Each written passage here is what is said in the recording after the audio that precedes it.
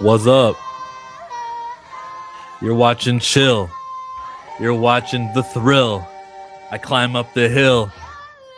The rhymes come still. Darius, the Aquarius. I hope you're up to nothing nefarious. There he is. Yeah, I'm not as good as you. You come with the rhymes. I just don't got the times. Uh, I just be Nary's on with my the year. podcast grinds. You on the Yeah, podcast you're so grind? rhymed. Yeah. What's up? What's up? I got a red and a blue and a red and a blue. Is that like a Matrix thing? What's the reason for the rhythm? He's got like hearts and I don't know how to take it. Pick a side, bro. Red or blue. Let's just get into the news, screwy ass intro. I'm gonna shock you and awe you. We go to Night's Edge Media, and there have been massive changes in Netflix's Avatar, The Last Airbender. They almost had under Mike DiMartino and Brian Kanetsku. Can I save you the time? This character, Uncle Iroh, because of the original creators, when they were doing the Netflix show, they said they got to make him evil. We got to say that he was plotting and scheming. He was working with the bad guys. How do you feel about that news story? That Uncle Iroh in the Netflix adaptation by the original creators, they don't like to do the same thing twice. The original guys, they said, yo, evil Iroh, we got to make it different. I respect it. I would have hated that. Why? I would have hated that. Iroh is a very essential character when it comes to Avatar. The role that he plays in Zuko's arc to his redemption, the role that he plays as one of the members of the White Lotus, the role that he even plays being a part of the Fire Nation, because he wasn't banished. Zuko was banished. He was just with Zuko as a guide, as someone to keep watch over his brother's son. He wasn't banished himself. But that another thing that comes to mind is when he told Commander Zhao, what you do to those spirits, I'll do to you 10 times fold.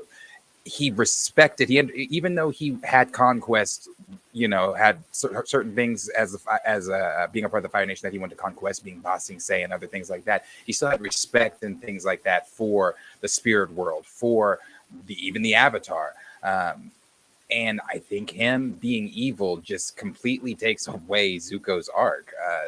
You see Zuko pleading to him in the jail just to speak to him when Zuko doesn't understand, how he should move or whatever. So many, no. Let me read some more for you. Each day, Zuko studies firebending with his uncle, the Fire Lord's brother.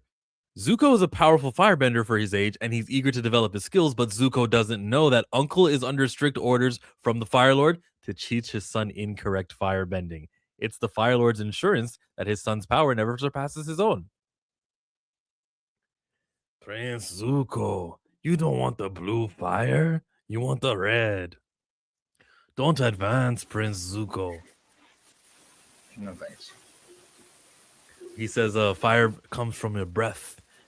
But the new Uncle Iroh would say, it comes from the gas. It comes from your anger. That's what new Uncle Iroh would say. So I respect their willingness not to do the same thing twice. But I wouldn't change Uncle Iroh. But it would be a cool twist if, you find out in season 3, what? He was actually trying. Yeah, but again, let's just say they do live action Korra. Korra goes to the spirit world and sees Uncle Iroh there. You'd have to change that too. So like one domino tumbles and it's hard. Yeah. I'm just listening to what you're saying and how integral he is. Maybe not him. Maybe try something with like Jet, or try something with Long Shot and Pipsqueak and those characters. Do something different there. Yue, maybe she doesn't die this time.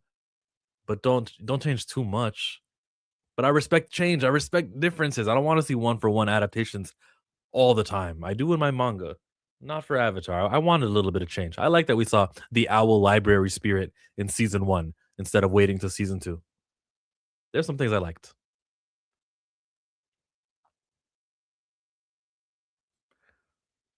Filoni would never. Let's jump over to this recent one you just sent me about It Welcome to Derry. That's one of our big topics today. We're on Geek Tyrant. And should I be sharing it? You would be able to see this. It welcomes creator teases ambitious It supercut with Stephen King's blessing. It really is a dream come true. Fans who've been holding out for a definitive all-in-one version of It Welcome to Derry just got a pretty exciting update. Andy Muschietti, the filmmaker behind it, and It Chapter 2, is still pushing forward with his long discussed supercut that would merge both films into a single sprawling narrative. Even better, the project already has the approval of Stephen King himself. Do you know what he asked me about a month ago, Stephen King? He said, "How's the supercut going?" I said, "Great, but it really is a dream come true to put two films into a single narrative piece." That kind of endorsement carries serious weight, especially considering how closely the two films already followed King's massive novel. Even so, Muschietti has always felt there's more room to explore the story, and the supercut would finally give him the space to do it right. So now we have a creator kind of doing the opposite, kind of like hands off. He didn't want to get involved. Oh, I encourage what you're doing. Good job. This is different from the Avatar story, like literally the opposite. Yeah, I like the fact that they're doing the supercut. I actually think this is where Muschietti needs to stay. This is where he's shining currently. Um, for those that did watch it, Welcome to Derry, one of the best shows of the year. It was phenomenal, phenomenal. There were things, of course, that I took issue with when it came to, I think as people of color, when watching it, Welcome to Derry, we were not only afraid of Pennywise himself, but also afraid of the white folks in Welcome to Derry and the just being on edge of what was going on within the Black community during that time in the show. So it was very, very good show. Again, one of my biggest complaints from it was but again, I understand the time period of the show and things like that. But I also was like, didn't want to see it. The burning of the juke joint with the Black folks in it. Didn't care for that at all. I remember out verbally saying when it came on, when that part came on, what the fuck, didn't want to see that part. So, but other than that, brilliant show. Brilliant show.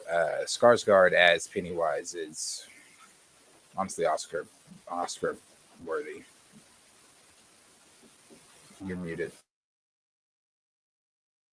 Is Skarsgård the guy from the Thor movies and he was in Andor? They are part of. That's what his son is Pennywise. One of his sons is Pennywise. He's got three sons that are all in the business. The more you know. Now, which one of these guys had their store burned? The juke joint burned. It wasn't like one of these children's particular parents, but they knew them. They were there. Okay. I'm kind of upset and just as a fan of TV shows, even though I don't watch it, that they're saying It Welcome to Derry season 2 is in the works. I kind of feel like you should be farther in development than just in the works. I feel like you guys should have contingency plans should the show pop off. Like, what do you mean we're in the works? You should be like, filming begins next month because we planned for the first season to do well and we already had everything set. We were just waiting for the ratings to come in. When the ratings come in, we get straight to shooting. So I don't want to hear it. Season 2 is in the works. Because I feel that in the works means that it's going to take a while till filming. If I'm wrong, I'm wrong, but I feel like that's what that would mean. It's just things are being written right now in the works. I hope it doesn't take that long. Like I said, it was a brilliant show, and I would hate to have the steam of how excited everyone has been, for the show. I mean, the theme song even took life of its own on TikTok with people making TikToks to the theme song, things like that. So you would hate to lose that with a like 3 to 4 year gap. It's like, oh, here's season 2. The kids look 20. Oh, Stranger Things. And same with Avatar. The kids are getting older because it's been 2 years between the shooting that last season, the live action. And then they say the same with Percy Jackson with the Mount Olympus that show on Disney Plus. Do I dare click on Kevin Davis's post today? There no reason no reason for HBO to place black folks in White Town in Maine. They want to stir up controversy for Welcome to Derry. Yeah. Well, obviously, you didn't watch the show.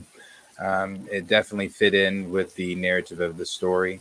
Um, um, regardless, regardless of what you might think, black folks were living in several different places, even unwanted places, redlined, but within the civil rights era during the Jim Crow era.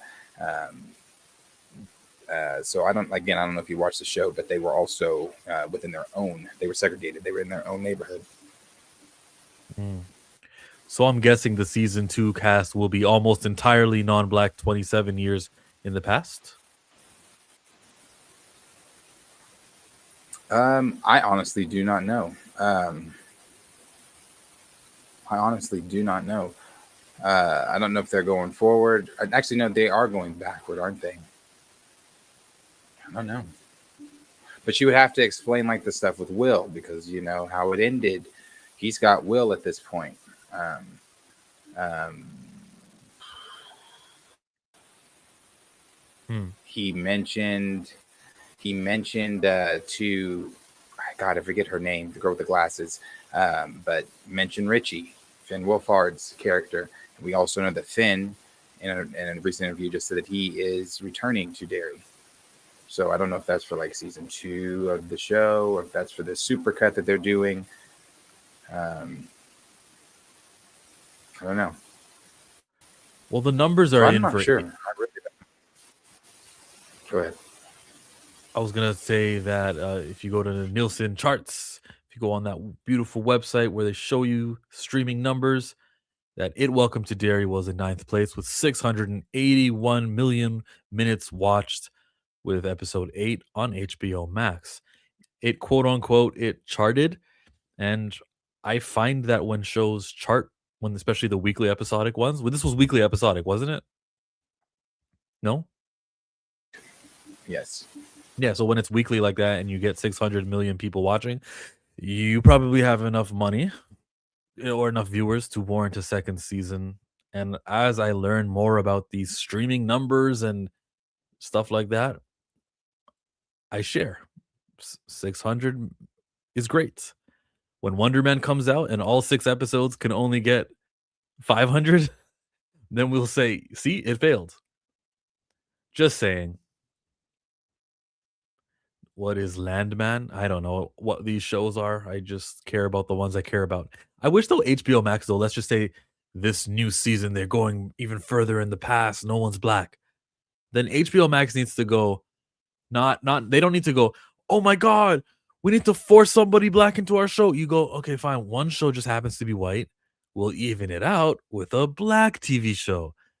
That with a good budget, you feel me? Like, that would be way more impactful than, "Alright, we'll just stick in a supporting character here in episode 3 and just find a narrative for him." Prodigious Lawyer says, "I mean, black folk were in the book, so I don't know why HBO would all of a sudden write them out. That comment didn't make sense to me with the whole Maine thing." Maine. Yeah, that guy's an idiot, Don't. like. You have to excuse most of his comments don't make any sense. But I don't know why there wouldn't be black people in the past one either, because we still have to remember, unless the events and things that happened at the end of season 2 not, or at the end of season 1 just aren't going to matter in season 2, or we're not going to see anything about them in season 2, then we would have to see him again. Will Hanlon, he's still out there. The family stayed in Derry. Will's parents stayed in Derry. Then you got all the other Black families that were still in Derry. But if it's in the past, I mean, I don't know. I'm trying to figure out how the events from how it ended would play into season 2 if we're going in the past. But that has been the rumor that we are going in the past. Yeah. So we jump to our next major story. Let me give you a smaller story. This one isn't major. This one's about AMC. Walking Dead is sets release date for World War Z game tie-in featuring Andrew Lincoln and Norman Reedus. The video game industry is here. I know we're talking about the anime industry and stuff, but they've been able to figure out video games and the way that they convert over to our entertainment. And here we got Walking Dead hiring the actual actors to do the voices here. And Denai Guerrera's there and all that. All of them are here. The ultimate zombie killing crossover is on the horizon. World War Z has announced the release date. And the release date is... Where's the date?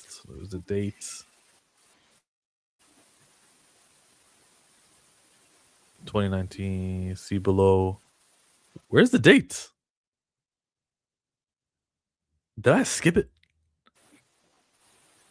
Sorry, while you're looking for that, I was looking this up before you switched.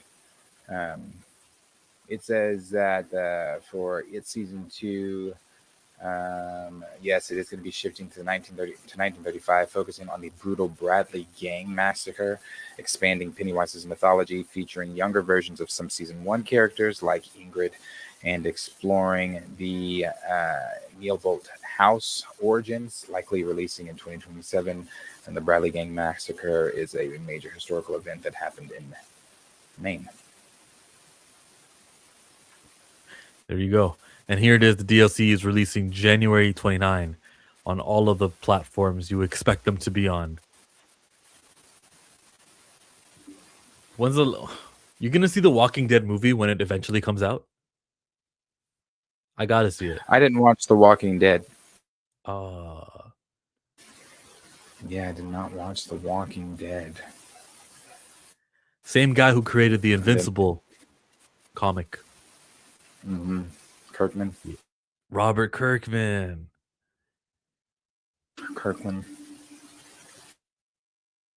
It was delayed because Netflix had to give their blessing for season 2. I honestly wouldn't mind a Sinner's take on it. What y'all think? Oh, a Sinner's take, like video games? A Sinner's take? Yeah, sure. I don't play these games. But it would be a good idea. I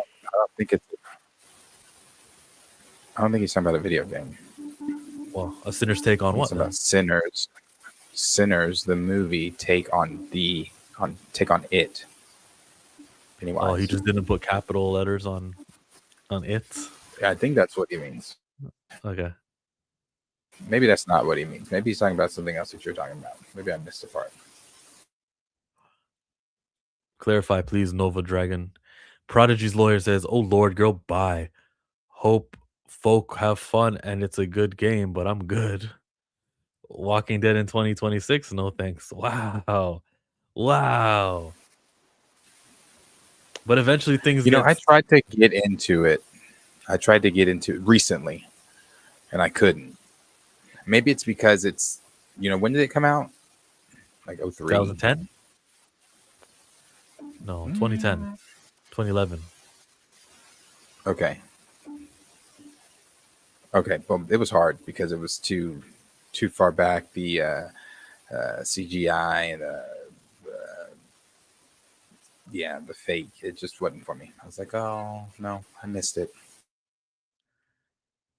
I'm telling you, Game of Thrones doesn't have that effect. Retro is in. Did you see the trailer that they had for the He-Man thing, the Masters of the Universe Masters of the Universe? Yeah. Not long ago, yes, but I mean, times were simpler. Go ahead. I was just gonna say, I mean that he took the words out of my mouth. Times were simpler. This is when times were simpler. He-Man made a resurgence. Go ahead, play that. This was a powerful workout. And this was a hero. Perhaps now more than ever, we need that kind of hero again.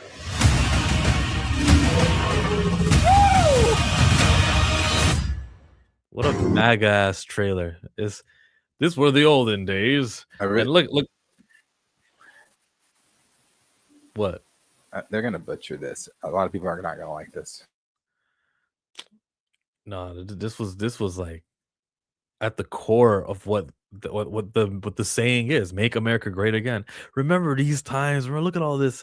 Look at the nostalgia factor. Look at all these white folks. Look at all this was exercise. Yeah, white guys in the lead, and then you cut over to the zoom into the face, and look, they didn't race swap. Yeah, is somebody black in this new show? Yes, he is. And what does he say in this? What's his lines? Black guy, what's your line? Woo! That is the Pretty sure acceptable amount. is that not? Hold on. That looks like Idris Elba. I mean, he's scrunching his face. It's hard to say. I'm pretty sure that's it. I was gonna say I'm pretty sure that's Idris Elba. Well, Idris can say woo. He even dyed his hair something light. That's an acceptable amount of the tolerable amount of blackness on this. He-Man will be fine, bro. They were talking to you, MAGA heads. You guys are gonna just go crazy for it, same way you did for the Top Gun Maverick. Not a big fan of He-Man. It made a resurgence when I was a kid. I remember getting on my birthday from people that weren't family the action figures of Skeletor and of He-Man. Skeletor with his purple. What did he ride? Was it a cat as well? Yeah, he had a cat. I forget. I think so. Okay, yeah. Big purple cat, and then I had He-Man's cat, which I forgot his name to his cat, but so those are that's the only, I never watched the show. That's the only memory I ever have of He-Man. That's a beautiful cat. We're covering it.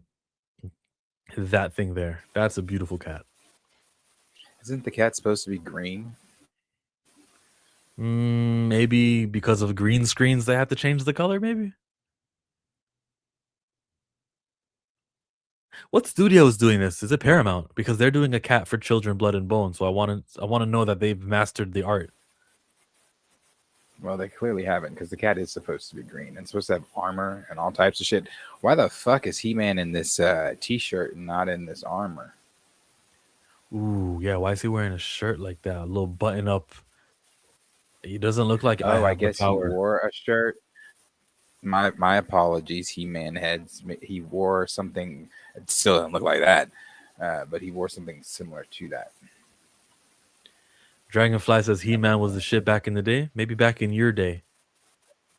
It sounds like they are assuming the roles as masters of the universe. Jumanji feels. Ooh, I see the Jumanji, but those movies made money. But I see it. I can see it. Idris still playing with. Idris still playing the funny black sidekick, bro. Why?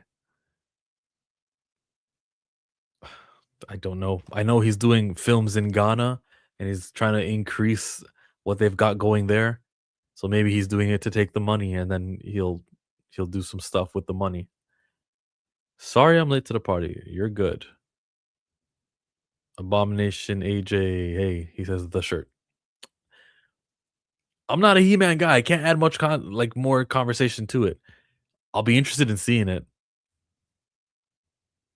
Go He-Man. You're gonna go see it? Or I'll be interested to see it, but you're gonna watch it. I'll be interested in watching it. Let me see what this He-Man thing's all about. It's a very popular franchise. I'll give it a shot.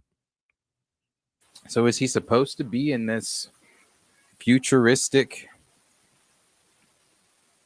Atmosphere. I don't. You cut off. Oh, sorry. I don't remember futuristic stuff. There were times where it was on the television. I don't remember futuristic stuff, and I'm looking at these pictures here from the show, and nothing is saying futuristic. I'm seeing castles and deserts. So did they change it? Did they do their own thing? Maybe. They Maybe clearly did with Idris- the cat, because that cat don't look shit like the cat here. Maybe Idris Elba's casting is like, yo, he's actually going to be more serious of a character, more top billing than you would expect, right? The show's not called He-Man, it's called Masters of the Universe. And maybe his character is a master. Maybe they'll change things. Maybe the cat belongs to Idris. Find out tomorrow with the teaser trailer. Oh, it's called Battle Cat. That's the cat's name, Battle Cat. Battle Cat. It's green. Okay. Thank you, Xavier. What- Idris should be leading man. Skeletor's cat? I think you're right. That he should be leading man in everything now.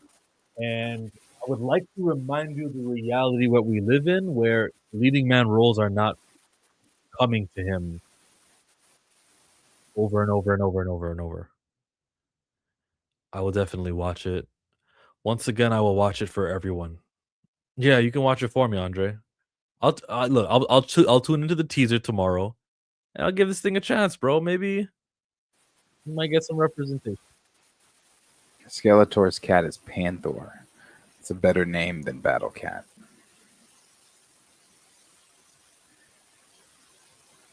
Is it black? It's a Purple. panther. Oh, it's purple. Close enough.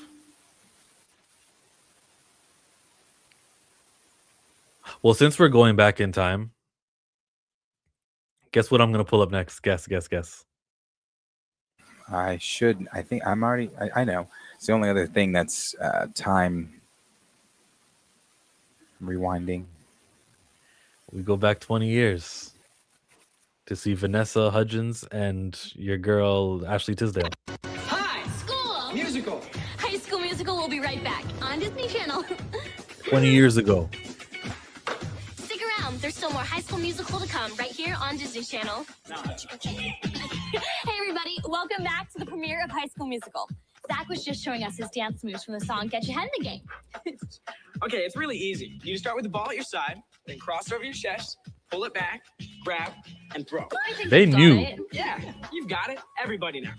Get your head in the game. Gotta get your head in the game. I love that song. Vanessa I so wish I was in didn't, that scene. because she Well, still you're didn't in do it luck, right. because tomorrow night you can sing along with all the songs from the movie, including mine. Tomorrow night at 8/7 Central, Disney Channel presents a special sing-along version of the film. Right after tonight's Look at premiere, this. you can download I all the We remember already are that. telling you about the sing-along version. We already know, like, hey, this is how the dance. This is like, they knew this would be a hit before it even came out. Like, the songs were all catchy. Hey, Vanessa That's got it. because it was a Kenny Ortega film.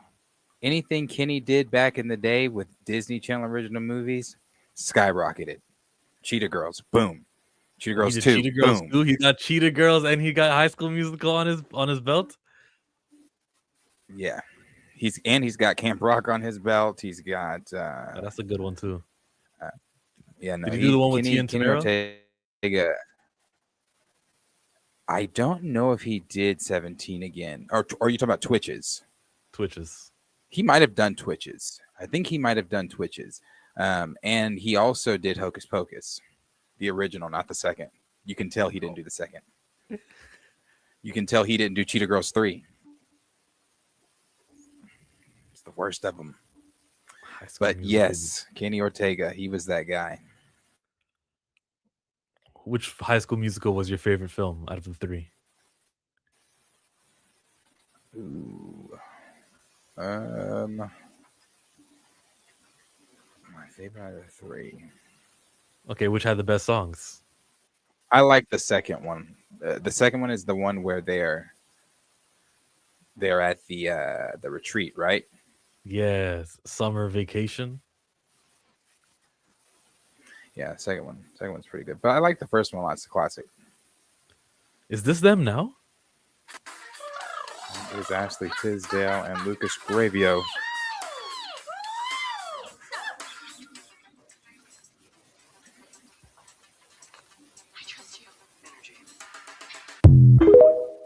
I love that. I love that for them. And I hope they do it again on the 30th anniversary and the 40th.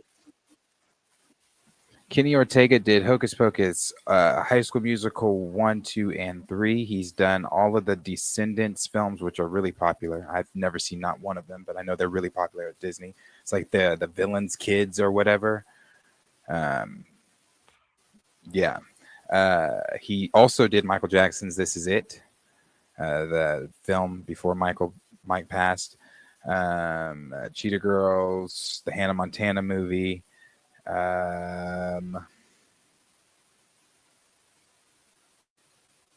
This is not his IMDb. That's something else. It's just an overview on Google. But anyway, yeah, Kenny was that guy. Okay. Yo, check out who's in the crowd right now. We got Star Wars Santa. Hey there, I'm 25 minutes behind, but catching up. You better jump forward to the live. I want to do a Star Wars story next.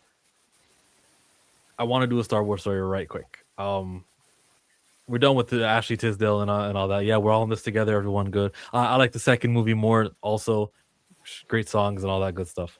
But enough. We got to talk about our boy David Filoni and The Rap. Did you remember yesterday when I was telling you how The Rap posted something about, oh, he didn't really like Andor? Did you guys know that? Well, The Rap posts one more time and says in an article, well, he wasn't keen on Star Wars Visions either. It's not just that he didn't like Andor, it's Star Wars Visions. What does that say to you? Because to me, it means, okay, someone who works at The Rap doesn't like Dave Filoni got the job and wants to put out stuff like that. Maybe it's a Lucasfilm person who also doesn't like Dave Filoni, but they're like, yeah, let's be angry together that Dave Filoni got the job. Let's paint him as the bad guy. He doesn't like to watch Andor, and he didn't like Visions either. Now, as a guy who didn't like Andor and don't care for Visions, I'm going, so what? I'm unbothered by this. Dave Filoni, you don't like the things I don't like either? Good. You like things that are within canon, that forward story that like build to something that have more force in it. You like that kind of stuff, Dave Filoni? You like the rules of Star Wars? So do I. So I'm like happy with this news, even though I kind of recognize there is a smear job trying to be done through whoever this Lucasfilm spokesperson is and the Rap article website. That's what I feel. How do you think about this brand new revelation, Darius, that Dave Filoni was, quote, not keen on Star Wars Visions? I don't believe it.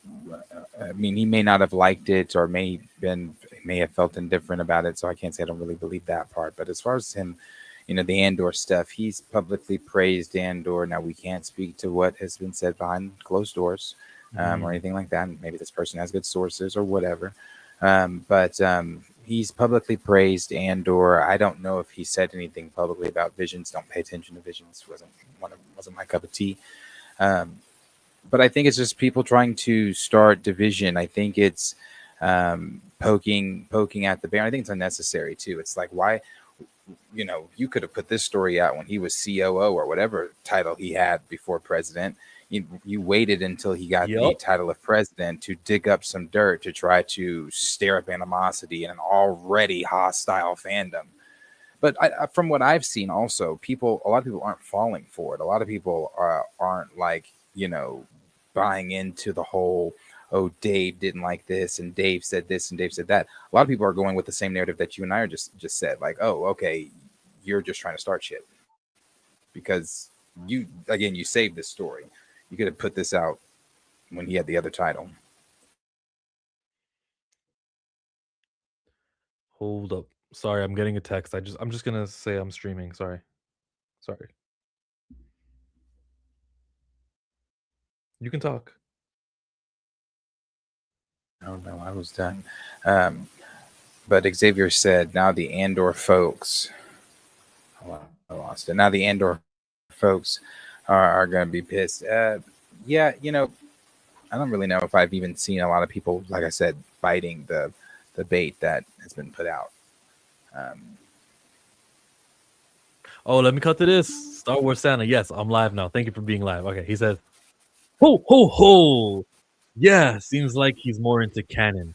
Not that he disliked Andor Visions, just not his main thing.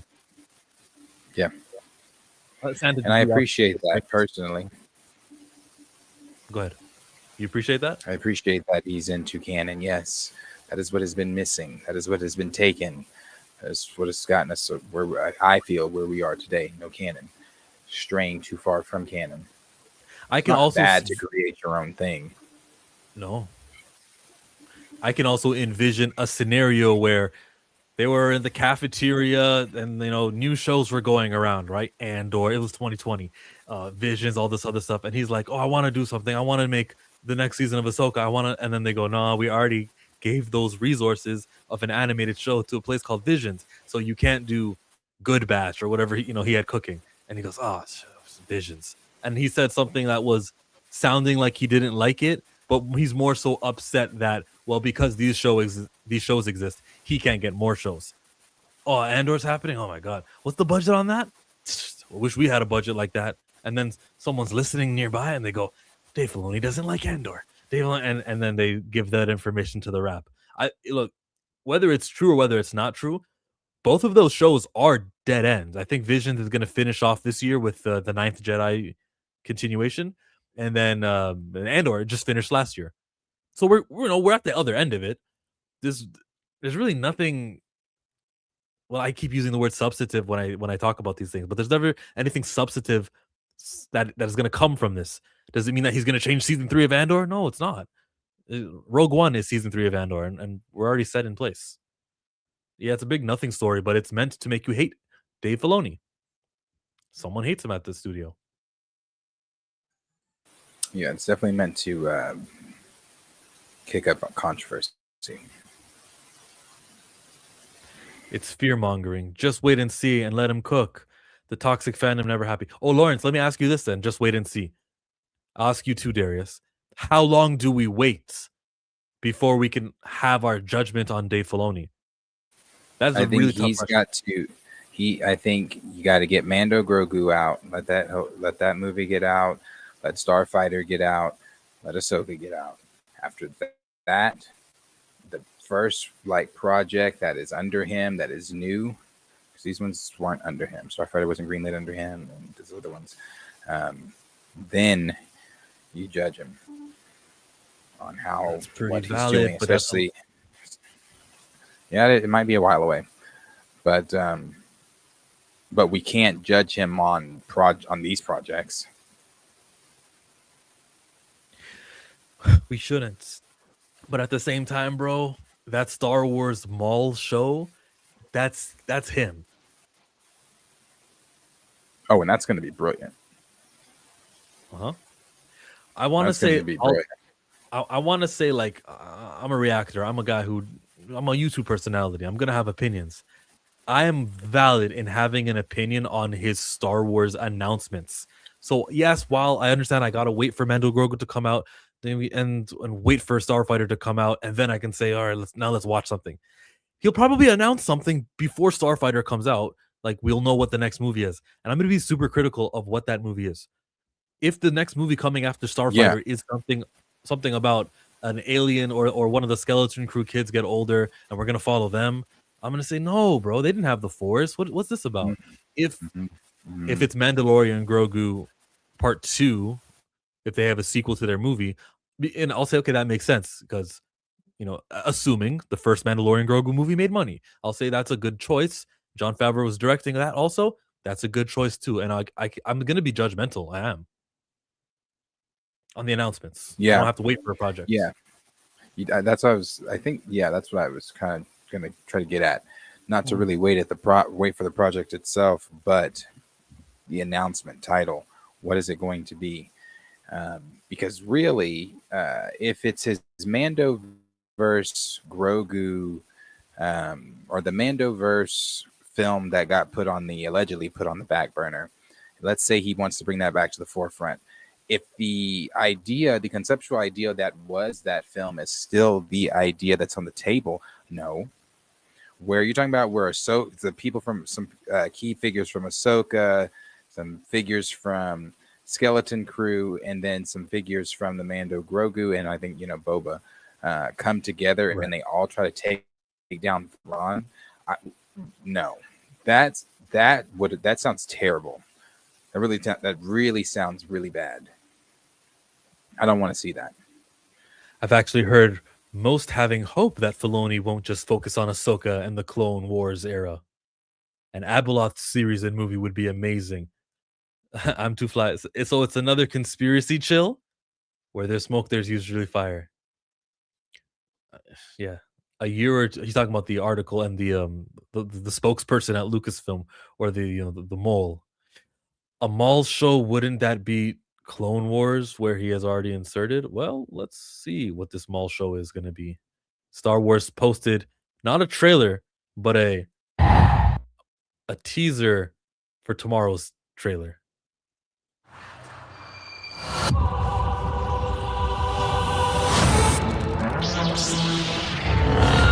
Love it.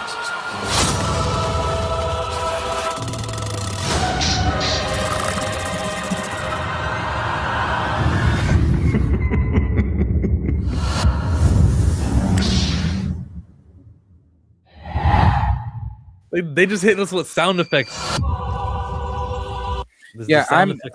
I'm super perplexed as to why they haven't dropped it yet. I know they're dropping it tomorrow, but if anyone is curious, I don't know if the one that is still online is going to be the one that they show tomorrow, but it is online. It's the one that they showed at Celebration. So it's not Clone Wars. It is Clone Wars animation, but I don't remember who sent that super. It's not Clone Wars, but it is Clone Wars animation. This is taking place after we see Maul in season 7, when he escapes the Republic cruiser that they were holding him on. And then he leaves and leaves Ahsoka and Rex to deal with Jesse and everyone else.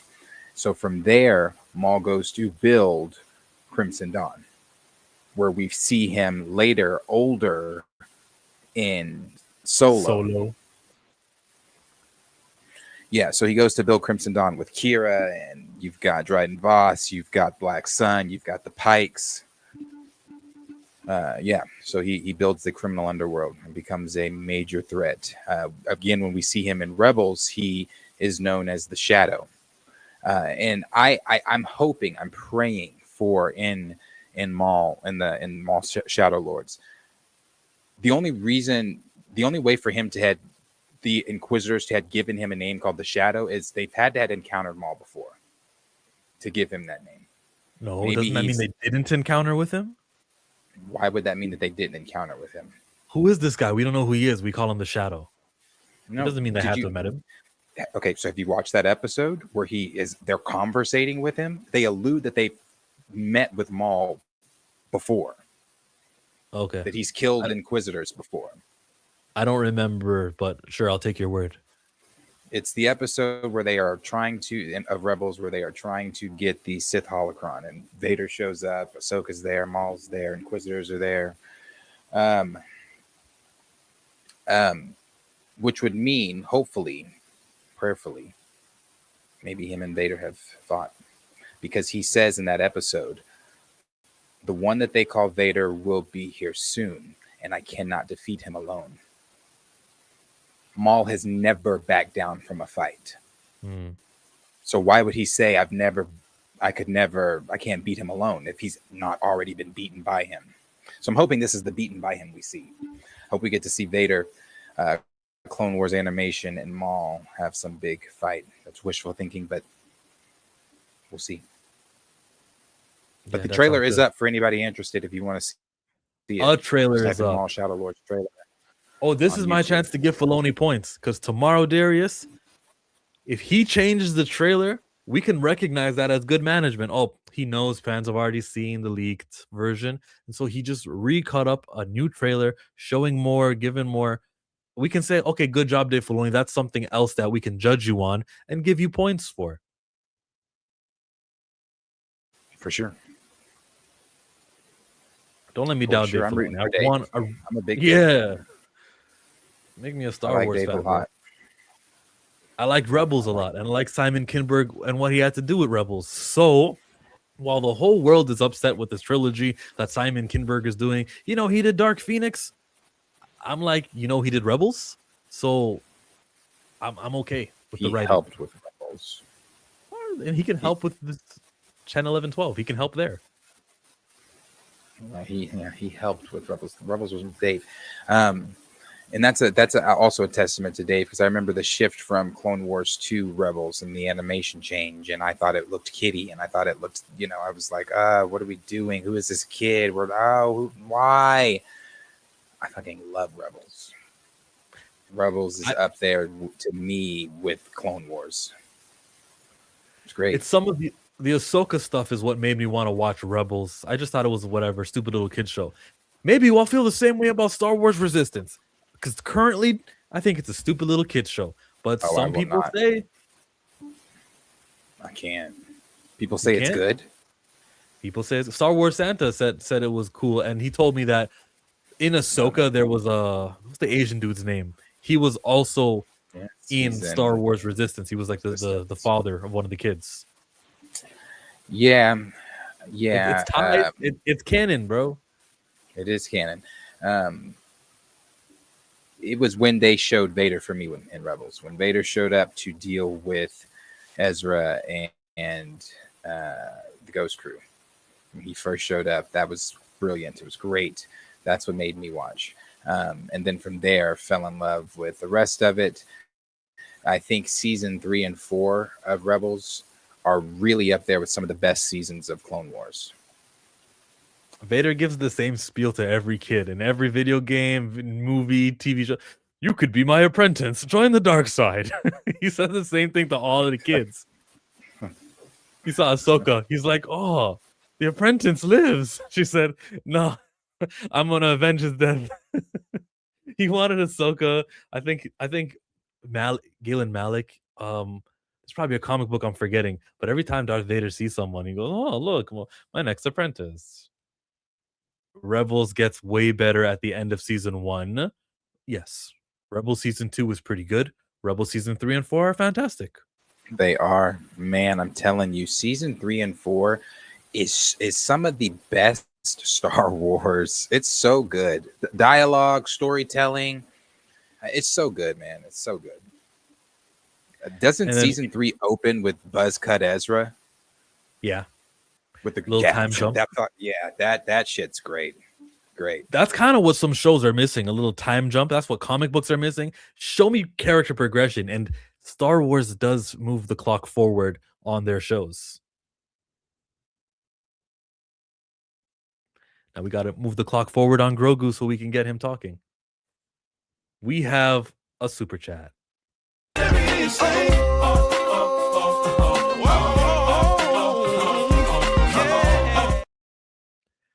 They're probably doing the same thing right now. They're just at home.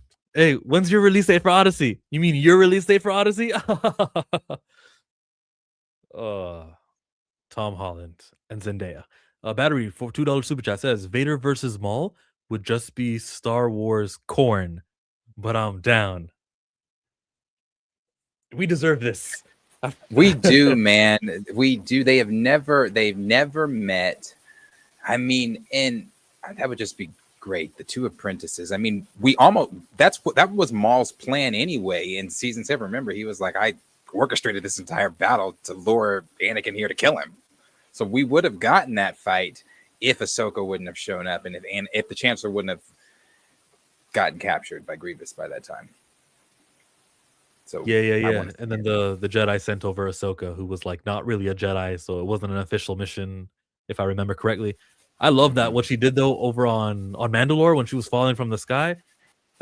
We deserved that too. That was great. Great. Her whole you make me want to watch. You make me want to watch that season. Not the first Joe, 4 episodes. I have to send you. I have a super cut that I got from. So I don't remember who it was. They made a super cut of episode 3 in season. Those last 2 episodes of last 3 episodes of season 7 of Clone Wars and mixed them in. It's so brilliant. You know how when they're talking about when Windu and the other Jedi are talking about how Yes. if he does not give up his emergency powers, then it switches. So it'll on the supercut I have, it switches from that to the transitions to the live action, then back to the. It's brilliant. It's poetry. I'll have to send it to you. Does it include Depa Billava dying also in the beginning of that show, Bad Batch? I wish they did, but that was before it came out. I want to personally make a supercut with that, with the last 3 episodes of season 7, and some of the stuff. You know how in season 7 when Obi-Wan runs in and says, "Oh, the Chancellor's just been captured." I want the 2D version, Cartoon Network from like 2005. The actual capturing of Grievous, put that in the supercut, and fuse that all together. You would have that entire part of the story right there. But they'd keep adding more and more. They'd want to show you Quinlan Vos. We said he's alive, so how did he survive? You have to add that. You got to add it all. So many survivors. Go back and make a huge supercut. See Grogu running away from the Jedi Academy with the Ahmed Best character. I even said, "Damn, they got to add that because that's good." The stuff with I think it was in Obi-Wan where Anakin was killing. They showed Anakin in the hood. Oh yeah, the clones of mine. Got to put that in there. And Reva's indestructibility. But yeah, $2 super Vader versus Maul. Vader versus Maul, and as you said, there is a hint that they did meet each other and they did have a altercation. Who wins the fight? I mean, I know. For it to end, it would mean that Maul escaped Vader, right? That's kind of the end, right? That's the only ending I would accept. I think it wouldn't even really be too much of a competition. I think Maul is great. Maul's what they did with Maul. Maul went from being like, "Oh, that's a really cool character," to, "Oh, that's one of my favorite characters." With what they were able to do with him in Clone Wars, taking him from season 5, the everything that he did till now with him. Sam Witwer as him, brilliant. I love Maul, but I think that's easy Vader. I mean, Vader's standing over Maul. That Vader's 7 foot something. He's mechanical, stronger than Maul. Well, Maul has got mechanical legs, but Vader's got the mechanical arms. He's stronger than Maul. Vader also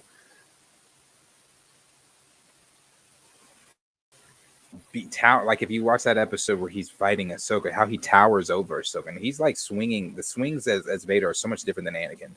He's swinging to like he's like trying to kill like that. So I don't know. I just think that it's not really much of a competition between Vader and Maul. Who's playing Maul in the series? That's confirmed. It's Sam Witwer. Yeah, Sam Witwer. Yeah.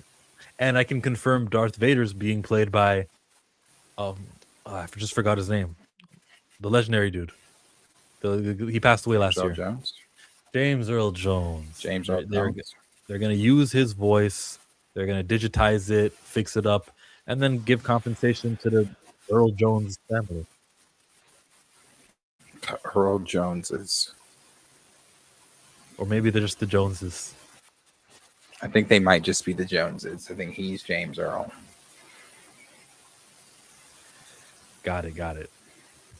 Size matters not. Judge me by my size, do you? Come on, Darius. Oh, he got Star Wars on you. Right. Size matters not. It doesn't. But Vader is just, I think he's stronger than Maul. I think he's stronger than Maul. Maul got beat by Ahsoka. And who trained Ahsoka? Anakin Skywalker. And Obi-Wan. Yep. Yeah. Next up, Simon Kinberg's planned trilogy, but the focus will be on a brand new lead. I started reading the middle of the sentence. Daisy Ridley's Rey Skywalker is reportedly expected to have a major role in Simon Kinberg's planned trilogy, but the focus will be on a brand new leads. Plural, leads. Okay. Not what I want to hear. Not what I want to hear. Like, see the last time we talked Star Wars and see the last time before that and the time before that. It's the fear of, well, if Rey is in the movie, does that mean she's like integral to the Jedi religion? Is her Jedi ancient texts like is she the keeper of it? Is she on the council? Is she like how valuable She to is the the world is council. she? She is the She- council. You remember what they say, that she's their Obi-Wan or something? I don't know. Maybe Yeah, Dave that's didn't. something. Maybe Dave didn't feel that way. That was a different regime. Maybe Dave didn't feel that way. But I've been saying, even with Dave taking over, I don't think that he's just going to say, "Hey, Daisy, piss off. Yeah. See ya when we don't." Like, no, I don't think that he's gonna do that. He's just I think they're gonna, if she wants to do more Star Wars, I think they're gonna let her do more Star Wars. They're gonna find projects that work for her, and they're gonna do it. I don't think Dave's gonna just tell her to fuck off. You know, if she is in this movie, but she links up with Ahsoka, because Ahsoka would be alive. She was young in Clone Wars. If we get Ahsoka and Rey, and they just kind of try to put together a Jedi Council of some sorts, maybe even the guy from the Cal Kestis, maybe even some other people who are still alive, a student or two out of Luke's school, guys who graduated before Ben Solo went crazy. If we can just let me just keep it at Ahsoka. If we can just say Ahsoka is there with Rey, then so what if Rey is in this movie? Maybe I can stomach it.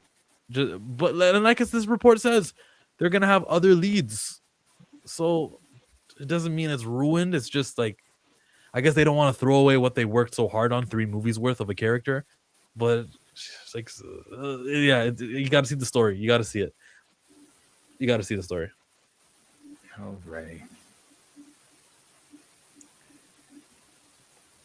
Will they ever address her last name? You can't just call yourself a Skywalker. Oh, but she is.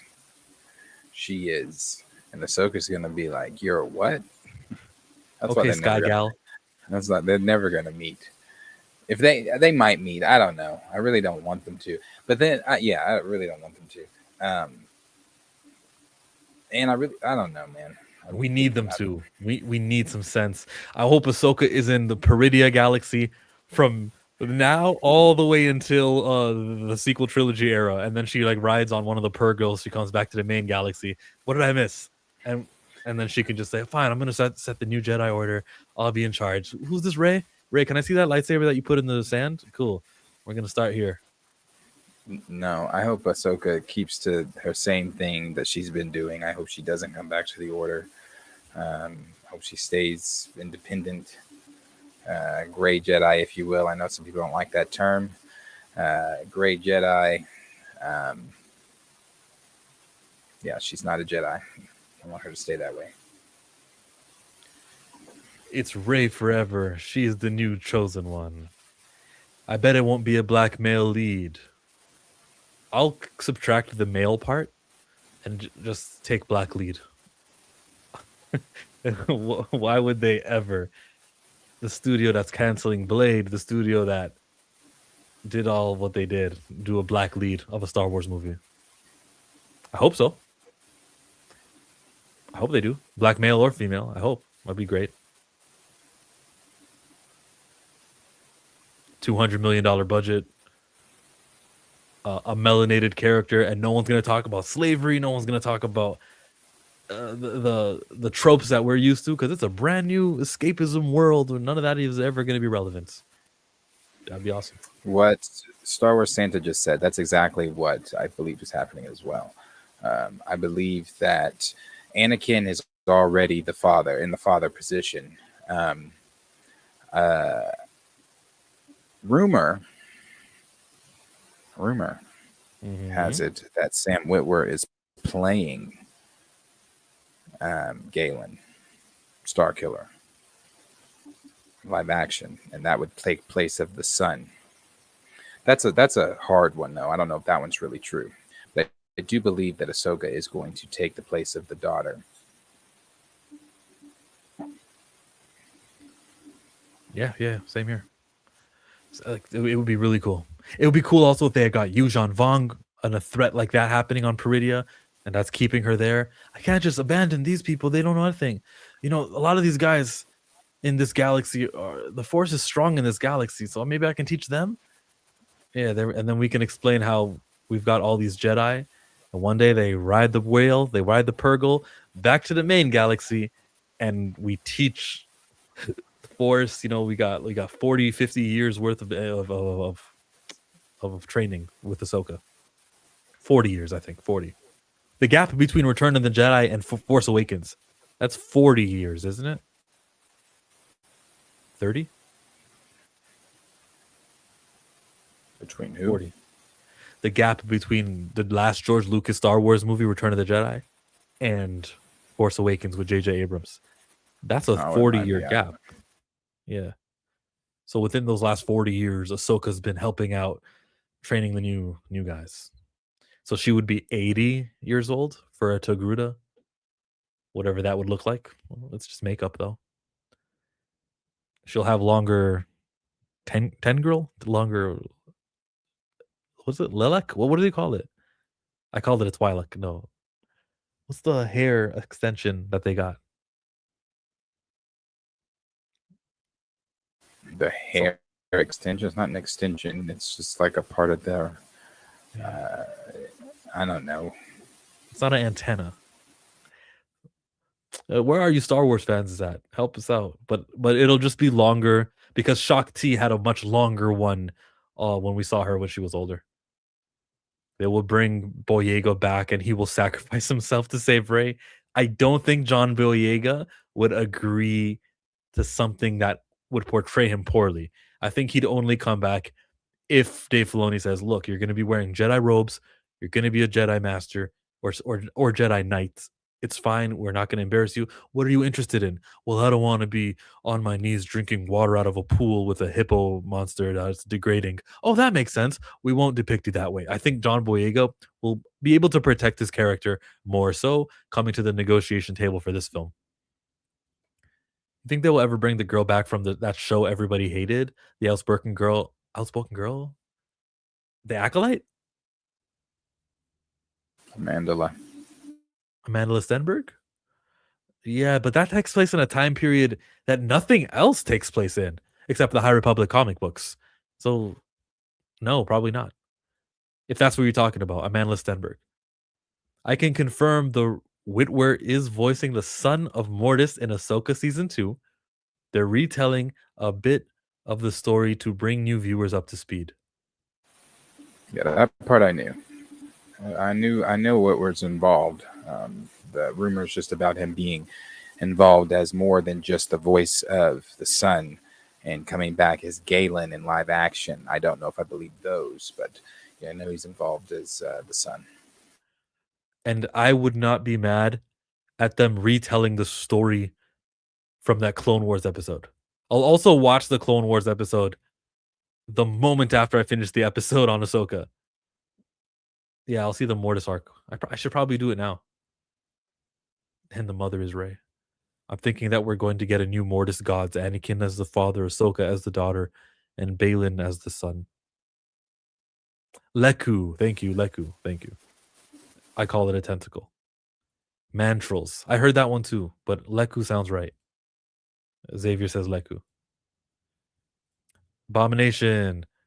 Just make him a knight. He prefers the field, or make him the Jedi Secretary of Defense. We're talking about Finn? Sure, yeah. Give him a nice little position there. And he doesn't have to be all over the movie, but if you got a fight scene, that'd be nice. Yeah, that'd be nice. There's a 0% chance they will make Starkiller canon. He gotta have a blue or yellow saber, though. He can't just be another Mace Windu.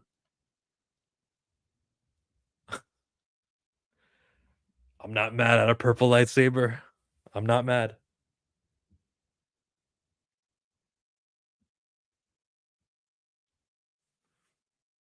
Give him orange. In the old games, Plo Koon used to have orange. Plo Koon? That's your boy's favorite. Next up, We're done with Star Wars. I think so. I think that's it on Star Wars. Yeah. Mall Let's trailer keep- tomorrow. Excited for it. Right. We go to Martin Luther King. Why did you send me this story here? Oh yes, this story. So I guess Nike and LeBron teamed up to do a new color wave shoe for him, and they splattered the motel color where Dr. King was assassinated on the shoe, and people are calling it tasteless and saying that it's. I mean, the color is nice, the shoe is nice, but I do agree. They also on the shoe, I guess, put something about his stats. LeBron being one of the ones that, I don't know, something with his stats that has nothing to do with Dr. King. So it's just like, if you're going to go in that lane and do that, why not put something that had something to do with Dr. King on there, something that he said on the shoe or something like that, and pick a different colorway? Why would you pick the color where the man was assassinated? Okay. You can probably expect this retort from me, but sometimes he's just a famous guy. He puts his name on it. He's not thinking about the color wave. And there's somebody evil at Nike who decided to do this. Some little shit disturber is like, you know what would be funny? I'm racist. They'll never suspect this. Tells his little friend about it. His friend posts it on Facebook. Another friend posts it, and then it just catches wind that this happens to be the same exact color scheme as the motel in Memphis. And I don't know. That's a possibility. It's also a possibility that it's coincidental and this was just a nice little color. That's a possibility, I'm saying. And then there's the possibility, but still, I must say, I don't think LeBron James, that man, LeBron Raymond James, said, we're going to memorialize his death with this shoe color. I don't think he did. So you don't think he was in the room picking colors? You think he has no say? With this intention to match the motel, I'll have to hear him say it himself and try to explain why this is honoring him. And then I'll be mad at LeBron. He has yet to come out and say anything about about it, to correct it, to say, "Oh no, that's not." Yeah, but did you see that dunk in Denver yesterday night? That man went sky high though. He was like he was 23 years old. It was great.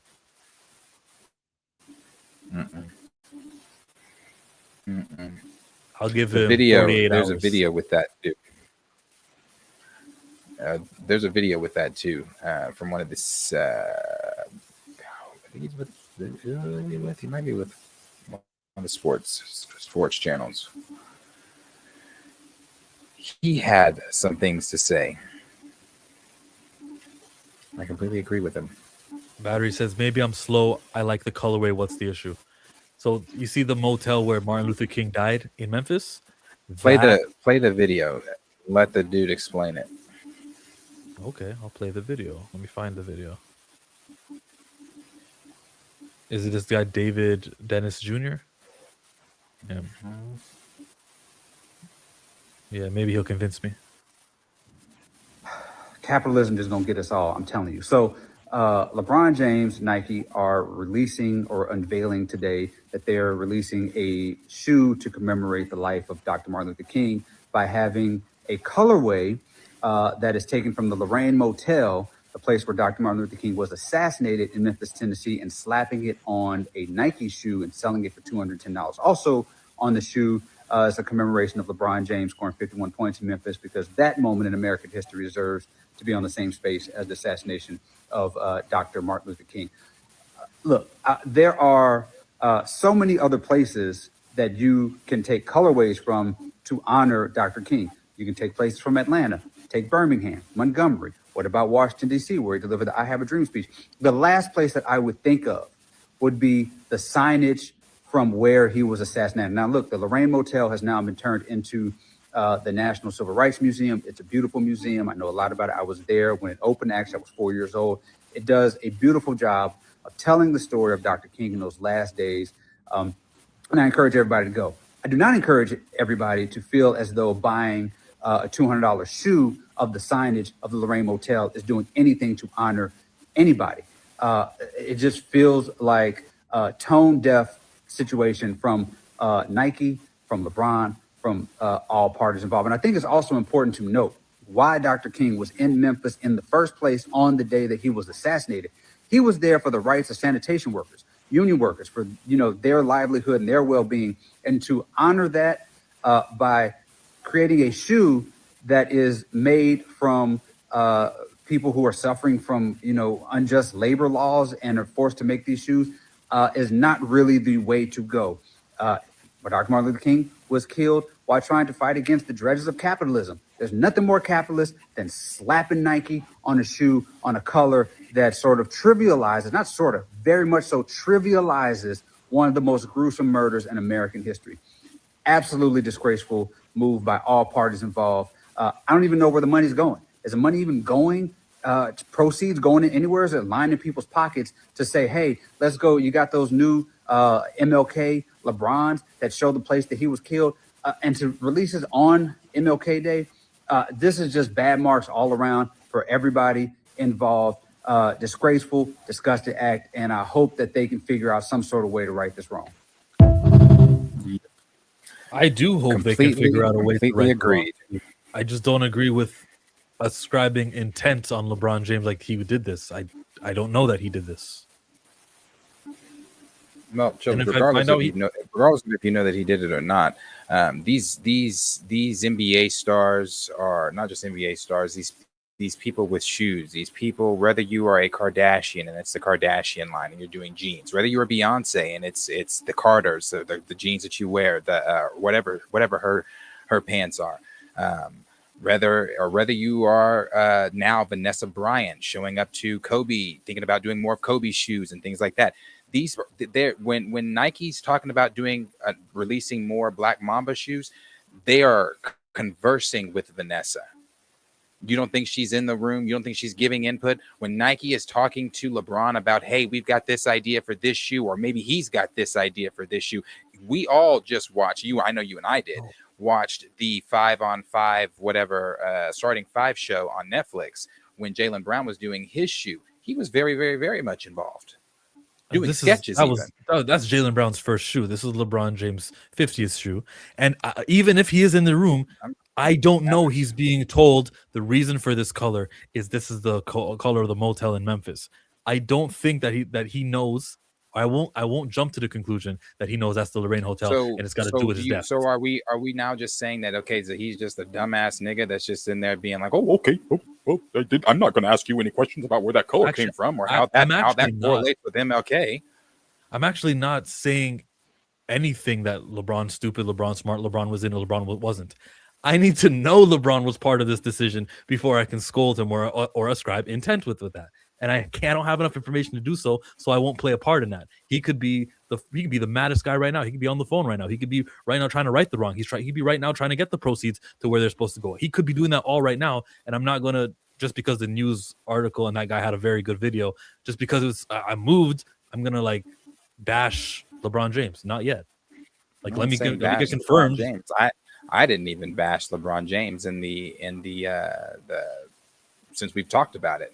I don't even think he bashed LeBron James in his video. All he said was all parties involved should be ashamed of themselves. Okay, well, I don't think LeBron should be ashamed of himself if he didn't know that color was the same color as the motel, and that's what the shoe was about. But why not ask the question then if you didn't know? Ask why you chose blue or teal. That's be a grown ass. How is LeBron? Why not ask how does this color correlate with MLK? How did you get this? And maybe he asked that question and they tell him it's his favorite color. I'm not trying to play dumb. I'm just not going to. Yeah, but I know you're trying. You're trying to shift. Chill. As much as I am pro black and love us, you're trying to shift the as if the people working at Nike. I'm not saying that they are or they aren't. The people working at Nike have this agenda, white agenda. Not all white people. I don't know how many white people you have crossed in your life, but not all white folks are bad. Not didn't all of say them that. are bad I- folks. Earlier, I said there's also the option that this is coincidental too. I am open to any possibility, including the one that LeBron James is a dumbass. But I'm waiting for the investigate. I'm waiting for time to pass. I'm waiting for a statement. I'm waiting for time. Like time does need to pass to gather more intel. How does he react to this? Is this thing what Martin Luther King Day was on Monday? Today's Wednesday. I'm assuming the shoe dropped Monday, right? Or the announcement was Monday. I'm assuming. So like let On them out. Monday. Let's have some time pass before we get to that. This I'm not jumping the gun on anything. That's my position is I have yet to take a position on putting intent or blame or anything on anybody. And then I will also come on here and tell you Nike's full of shit if they give a full of shit statement. Just wait. She'll don't want to jump to conclusions. That's fair. However, somebody on LeBron James's team might have known this information and still went ahead with it. Sure, and I'll jump to that conclusion when it's investigated or when we get reason to believe so. Or if LeBron does nothing at all, then I'm going to say, LeBron, you didn't say anything. Oh, you want to cover for Nike? That's weak sauce. Like I'm willing to shit on LeBron, just not right now.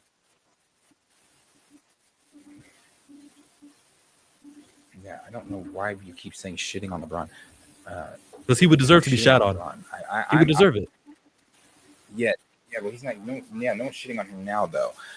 He needs to just. I think that I agree with the comment there about the team too. I mean, you also have a team. Whether or not you are in those meetings, things are getting slid to you. Somebody on your team wasn't smart enough to ask the question and say, "Hey, how does this color correlate with MLK? What do you blah blah blah blah blah." But like I said, I agree with the video. I agree with the video. I think it's especially if you know the details of how Dr. King,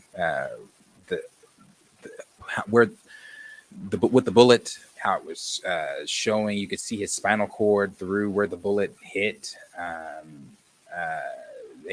People that were there say they don't even think he felt it. They don't even think he heard the bullet because obviously bullets travel faster than sound. Things like the gruesome details of that. I don't know how you get, especially knowing the basketball culture. I coached AU basketball. Shoes are nothing more from game to game. They'll change shoes. You're getting these kids aren't buying that shoe based on knowing the facts of MLK's death and the gruesome details of his death. They're buying the shoes because they're LeBron's. He put his scoring title on there, or whatever scoring title he had on there, and they like the color. So if I'm LeBron, if I'm going to drop those on MLK Day, I'm going to come out and explain why we did that color. And yeah, sure, 48 hours, it's been that. Somebody from your team should have come out and said something then about whatever, with X, Y, and Z, this, and that, and this, and that, and then explain the importance of what that day meant, because most of the kids that are buying that stuff don't even know. All they can correlate with Dr. King is, I had a dream. They can't tell you anything else about him. I had a dream and he was shot. And so education is also key. Yeah, where did I hear this from? Did you also hear that he was alive at the hospital and it was a pillow that suffocated him to death? Did you hear that one also? I have heard that. Right. And if that was the case, it'll never come out. Darius, you're speaking the truth. Just because someone is famous, they don't get automatic pass. And Pumali, if it sounds like I say famous people get passes, I don't believe that. My bad, that made it come out wrong. I meant that you were being fair, chill. On the other side of the argument, somebody on LeBron's team might have known. As quick as LeBron can get a foul in his favor, he can say, we ain't doing that. He can say that. I agree. I'm not gonna lie, this is disrespectful on a spiritual level to MLK's family, those he has helped and fought for, and the murder itself.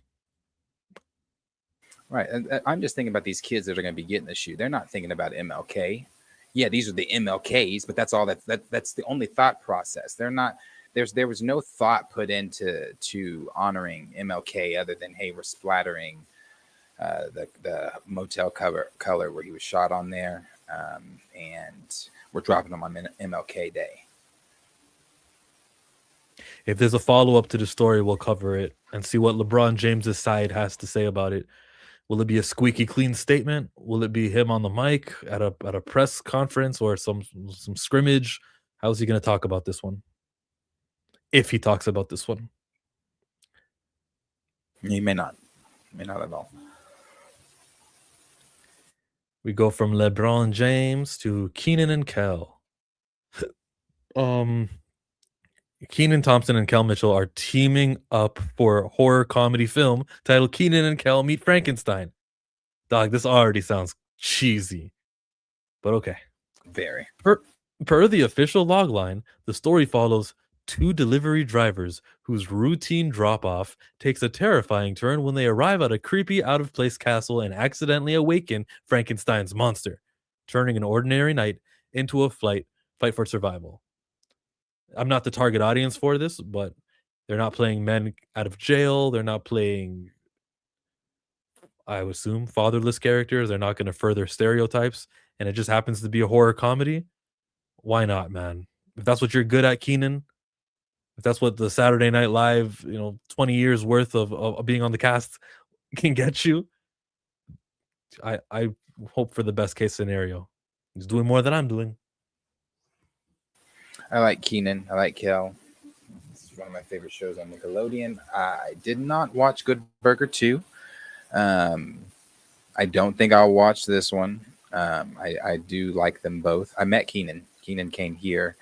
I forget. He was related to somebody that went to our church. And I will never forget this memory. And this is the only thing I remember from his entire visit.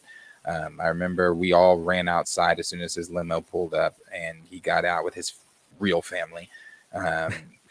Used to seeing him with his TV family. Got out with his real family, and I remember everybody was jumping around him. I wasn't jumping.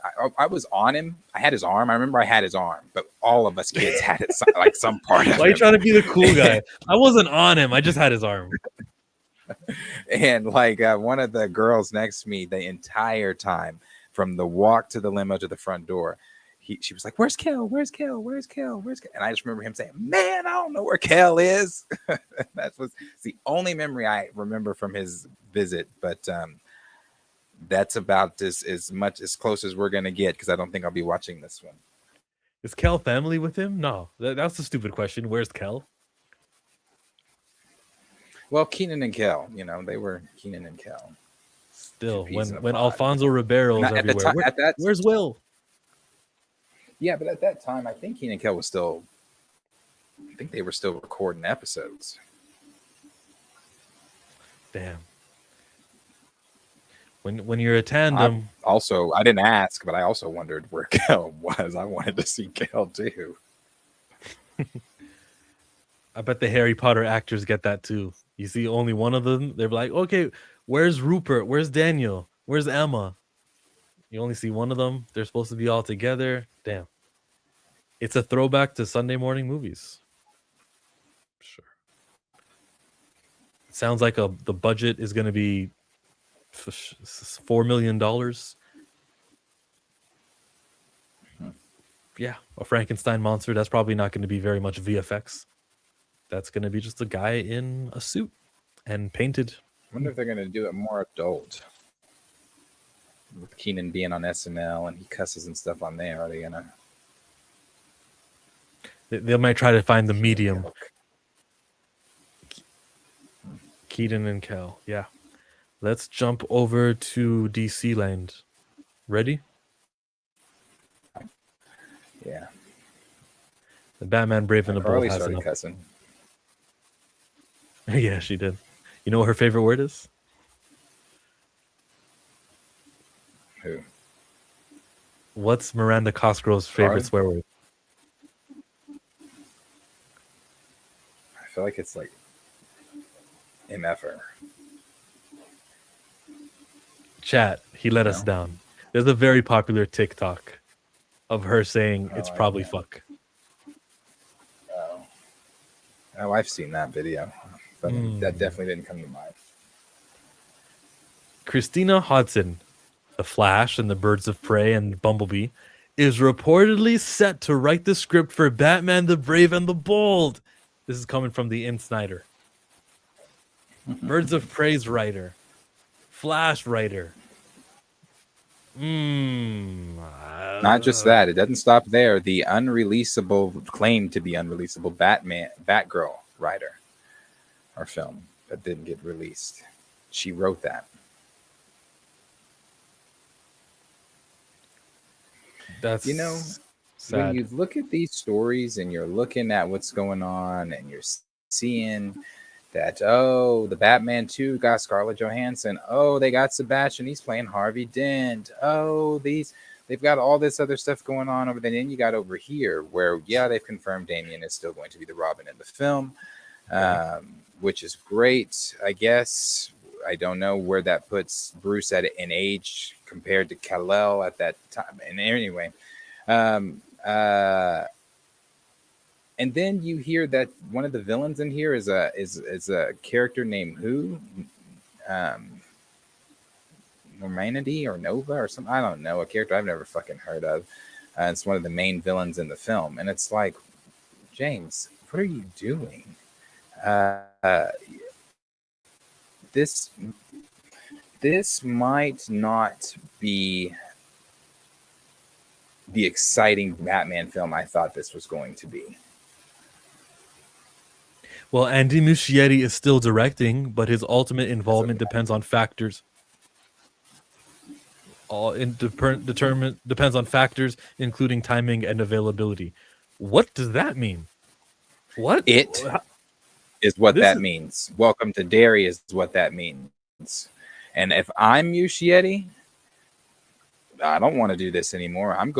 We just had a very successful season. We're now talking about doing a super cut. We're doing season 2 and season 3 is possibly on the table. I'm not this. No. Yeah, you're right. You're right. James Gunn said that The Flash was one of the best superhero films he has ever seen. Let's keep that in mind as she writes Brave and the Bold. I liked The Flash. I didn't like Birds of Prey. And Bumblebee, I thought I didn't have a high opinion on it. So based off that, I didn't even like Flash that much. I thought it was a good movie for sure. Not 10 out of 10. I did not. You didn't like it, eh? No, you liked the beginning. It was such a great beginning. I was like, my gosh, this is. I don't know. I thought it was really bad. I thought the CGI was really bad. I thought at the end, multiversal scene was it was just no, not just at the end. Even the hospital scene, saving those babies, that was awful. With the microwave, the guy that did the CG, I don't know if he's a director, whoever he is. He was involved with Pirates of the Caribbean and involved with Davy Jones and how he looked. And he was saying, and I watch Pirates of the Caribbean quite often because I love it. So especially at World's End. Well, Dead Man's Chest is great too, but at World's End, Dead Man's Chest, where Davy Jones shows up, that CGI still today is some of the best. He looks real. Absolutely real. And that movie came out in what? 06? 07? 06, I think, because At World's End came out in 08. And then you look at the CGI that they just did on The Flash with him saving those babies and stuff. That baby looked like The Sims. Fine. I respect your opinion. The writing on The Flash, maybe it's because I like The Flash himself, but the writing on The Flash is like, there's nothing that comes to mind right now where I can say, oh, great writing, that was good. It was more so getting to see Batman being played by your boy. It was more so seeing the superpower of being fast. It was more so, oh, a superhero movie, this is great. Like seeing Wonder Woman unite with Batman and Flash. Oh, the ending, that last scene where he talks to the George Clooney version of Batman and he says his name out loud, really, like that was writing, and I felt that was a cool little. It led nowhere, but it was a cool little writing thing. What can I give her points for? Because Barry's mom dying, that's not like she didn't write that. That's from a comic. She adapted that. So yeah, I can't really give her points. Yeah. I'm not thrilled, man. Andy Muschietti is the guy who's gonna make the movie or break the movie for me. I hope Muschietti says no. But Also, I also don't want Muschietti to do a superhero film. Like another one. I know it's like, oh, second chances, things like that, blah blah blah. Yeah, and I know he's no Taika Waititi. I'm not saying that. I'm just saying, no, you've got some really good successful shit going on over in Derry right now. Don't come back to Gotham or the DC universe. His screen time says that he finds the filmmaker now finds himself a hot commodity thanks to the muscular success of Welcome to Derry, HBO's It series. He looks like an Andy Muschietti. Does this man look like an Andy Muschietti to you? That's a face of an Andy Muschietti. It's both Andy and Muschietti. That is you. Respect to your face, Andy Muschietti. He looks like the what the weasel from Ice Age, Dawn of the Dinosaurs. Buck. Buck. That's what he looks like. That's hilarious. I'm clipping this. Anyone thing you want to say that's gonna make the clip? We're just having fun, Andy. We're just having fun. We love you. There. We're safe now. We can clip this with no guilt. After, let me read some of your supers, actually. Super That. Count it up, count it up, count it up, count it. Can't take it when you die, but you can't live without it. Flash was laugh out loud garbage. Now I'm scared. Damn, it was garbage? Was it garbage? Or are you saying it just wasn't good? No, it was garbage. Birds of Prey was too. You know, as much, again, I respect your opinion too, but as much as you brought up that scene with Wonder Woman and Batman, that shit was cringy. So cringy. It didn't even seem like organic. It just felt like, so we're all on the same bridge. Well, that's because Gal Gadot was Good job, guys. No, it was bad. Barry, no. Does everyone agree with Two Fly and Darius that it's garbage? Is there one person in chat who can at least just say it wasn't garbage? It was mid. Is anyone in there gonna stick up for the Flash movie? Please. I don't even think the Flash movie stuck up for the Flash movie. Did people? What did that movie do box office wise? Did people go see the Flash? I thought it did 300 million. Let's see. The Flash 2023, 271 million. So I remember Ezra couldn't promote the movie. They wouldn't interview him. He didn't do any of the talk shows. This man was just... well, there was a laundry list of reasons as to why. But it really shows you how important the lead actor showing up and promoting is to your movies. Same with Brie Larson not appearing for the Marvels. There was a writers and actors strike, and so she couldn't do any promotion. So, and then we saw how that performed. It also did 200 million.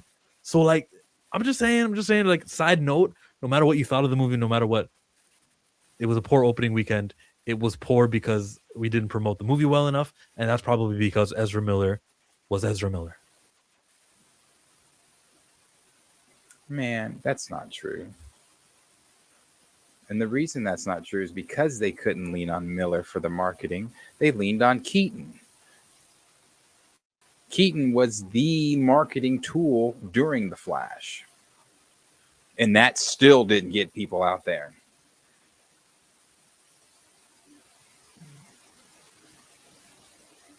He wasn't the lead actor. But he didn't have to be. He didn't have to be the lead actor. Check out this movie, everyone. I'm supporting whoa. Michael Keaton is coming back as Batman. And why do you think they leaned on that? Why do you think that they leaned so? Because they probably want that to be a surprise thing. But why do you think they leaned on that? Because it's like, oh, fuck, we've got Michael Keaton coming back as Batman. DC fans are going to go crazy. But they didn't. No, they didn't. Did you go crazy for it? Online, yeah. I thought the Keaton stuff was dope. When he came in as Batman, the Keaton stuff was dope. When he had the suit on, when he came in, did all the CGI stuff of him as a Batman with the suit on, stuff that you didn't get to see him really do as his time in Keaton or as his time as Batman. So Yeah, as his I time loved as it. Keaton. Yeah, But he was I playing loved it. I mean to say, like, even no matter how hard you're trying to promote, hey, I'm in this movie. It's not the Batman movie. If it was the Batman movie, that'd probably hit differently. There's an understanding by the viewers or who you're promoting to that, okay, sure, you're in the movie, but what, 10 minutes, 30 minutes? You're not the lead. You're not the one carrying the water. I still disagree with that because Multiverse of Madness, people knew that Patrick Stewart and Krasinski and others were coming back because they showed it in the trailer. I can give you another. Steve Rogers that's about to come back now. Oh, Avengers movie. The fans know. But it's not like it's called The Flash or Yeah, I think Iron you're. Man. No, I'm not. Yeah, but you said what I'm doing is you I'm said giving you said appropriate. Avengers. I'm You said giving the Avengers appropriate- movie like I don't think like Keaton's era of Batman. I think you're kind of overlooking his era as Batman. I'm not what that really equating meant. Michael Keaton showing up in The Flash as Batman in a movie called The Flash. I'm not equating that with Chris Evans as Captain America appearing in The Avengers. If the movie is called Captain America and it has Chris Evans in it, that's way different and way more important than The Avengers. Multiverse of Mad. There's other Marvel films that we could use as examples, but let's start with Multiverse of Madness. Dissect that with this. I got you. That movie was a movie where Doctor Strange in the prior one already made $600 million. I understand that promoting other characters in the movies contributes to the box office. I know there are people who got extra excited, or even the reason they paid was because Professor X was in the trailer. It increased, it did work, a percentage of it. And I mean, maybe 5% more money was made because of the Professor X thing, because that's a supporting character, and the movie was called Doctor Strange, and the trailer did show majority Doctor Strange. So yes, promoting other characters could be that extra bump up to increase a little bit. Increase, yes, I'm with you there. But we're just not scaling. We're just not agreeing on the amount of which the increase is. Okay. So in a Flash movie, since you're saying it's an Avengers movie and Chris Evans is supposed to be there, this Flash movie is not just any Flash movie, though. This is the Flash Point. And everybody knows that the Flash Point involves who? Batman. Casuals don't know that, but yeah. Stop it. The Flashpoint is not like a thing that's like gate kept by comic book readers. If you are a Flash fan, most likely you know what the Flashpoint is. It's one of his biggest stories, regardless if you read comics or not. That's undeniable. It's not one of his biggest stories. It is his biggest story. How many Flash fans are supposed to show up for the Flash movie? What number is it? And what are you basing this opinion on? I don't know, Chill. I'm coming back to your point of saying like Michael Keaton couldn't be the thing that's driving people because he was just a cameo. Michael Keaton's Batman plays an integral role to the story of the Flashpoint, which Flash fans, regardless of reading a comic book or not, know because it's his biggest story to his name. Which means that the movie should have made 500 million, 700 million. Like what is it supposed to have done? Better than $271 million. But what is it supposed to have done? I don't know what it was supposed to have done, but better than $271 million.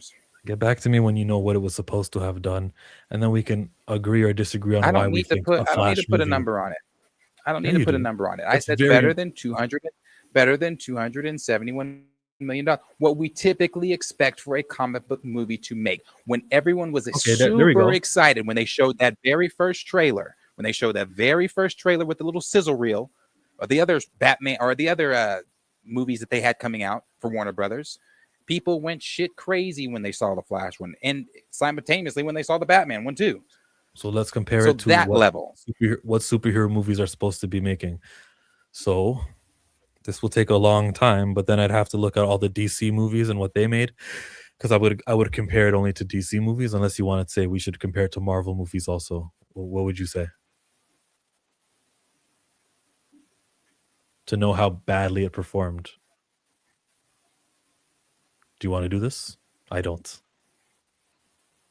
Oh no, I never wanted to get into the comparing it in numbers and things like that. Anyway, I'm focused on you saying Michael Keaton is not the driving point of trying to get asses in the seats when that's not correct. How many you think that there are more Flash fans than that exist that actually are out there? Like you make it seem like it's a Flash movie. Flash fans and Flashpoint. It's like just like Civil War, No. just like I use that. No. I use that as an example because you used Steve Rogers in Avengers as an example and saying, well, if Steve Rogers is in that film, of course it's going to die, like whatever you said. So yeah, I use that as an example. But my first point, my overall point that even got us in this conversation, it was your example. But then you piggybacked off of it, chill. You piggybacked off of what I said, and then you came with another example using Steve Rogers. Don't play stupid. You know what you said? You did the Steve Rogers Avengers example. Yes, I said Steve Rogers first. Then after I said it, you used him in another example. Did you not? Okay, I don't know why you. I was shooting down. I was telling why your example isn't the same as the example of Batman and Flash. But you still used him, correct? But you used him, correct? No, I countered in an example. No, I didn't use him in the example. I told you why your example was wrong. Okay. I don't want to go back and forth with you on what an example is, because regardless of what you say or not, you countering that is an example. You're countering my example with another example. Okay, so after you said what you said about Steve Rogers, I said what I said about the Flashpoint. But my overall point that even got us into this conversation was that Michael Keaton's Batman is arguably the greatest Batman that has ever stepped on screen. People love him. The people love him as Batman. So that is why WB leaned on that for the promotion for the film. Right. And I believe even if Ezra Miller would not have gotten in trouble, they still would have leaned on Keaton. I agree. Because then it goes to what you just said last, because I think that Flash has all these fans. No. Why would they lean on Keaton? Because Flash doesn't have all those fans like that. What doesn't, did you say? Doesn't. Yes, doesn't. He doesn't have a massive, huge. That's why they leaned on Keaton. That's what I've been saying from the very top. The very top. Sure. We got Heyo Stevio, member for 31 months. Appreciate you so much. We have another super chat that just came in. I've been boozy since I left. I ain't changing for a chick. Tell my mind I ain't forget. Batman Part 2 will make Brave and Bold its bit. Oh, whoa. Those are some big words there. So what? Batman Part 1 made 700 million, right? I agree with that. Batman Part 2 will make Brave. That's interesting, man. And Batman Part 2 will come after Avengers Doomsday, after Spider-Man. So at least, like, the superhero people are a little bit more happy. It'll come after Man of Tomorrow, which we expect to be a good movie. I think general enthusiasm will be for Batman Part 2. I don't know what movies are going to be surrounding it. Will it have like a good, no competition during its time in the box office?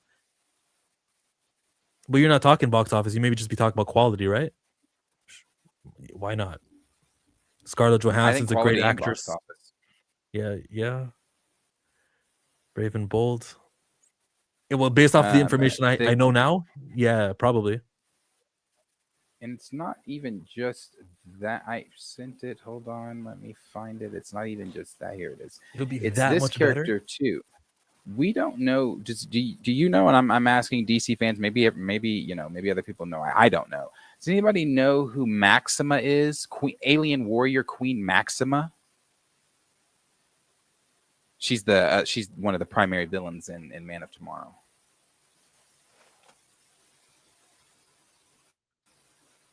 And I'm only bringing this up because Man of Tomorrow comes out before Brave and the Bold. Queen Maxima of the Netherlands? Oh, no. See, that's a real person. Queen Maxima DC is an alien warrior. Yeah, what a terrible time to have an actual person called Queen Maxima. Her. One Where of the primary villains, I guess, with Brainiac. first appeared in 1989, created by Roger Stern and George Perez. Didn't George Perez die like last year? Yeah. Anyways. Yeah, that's cool. Tina says she's in love with Superman. Yeah, that's fine. But now you're doing that with the James Gunn sense of humor.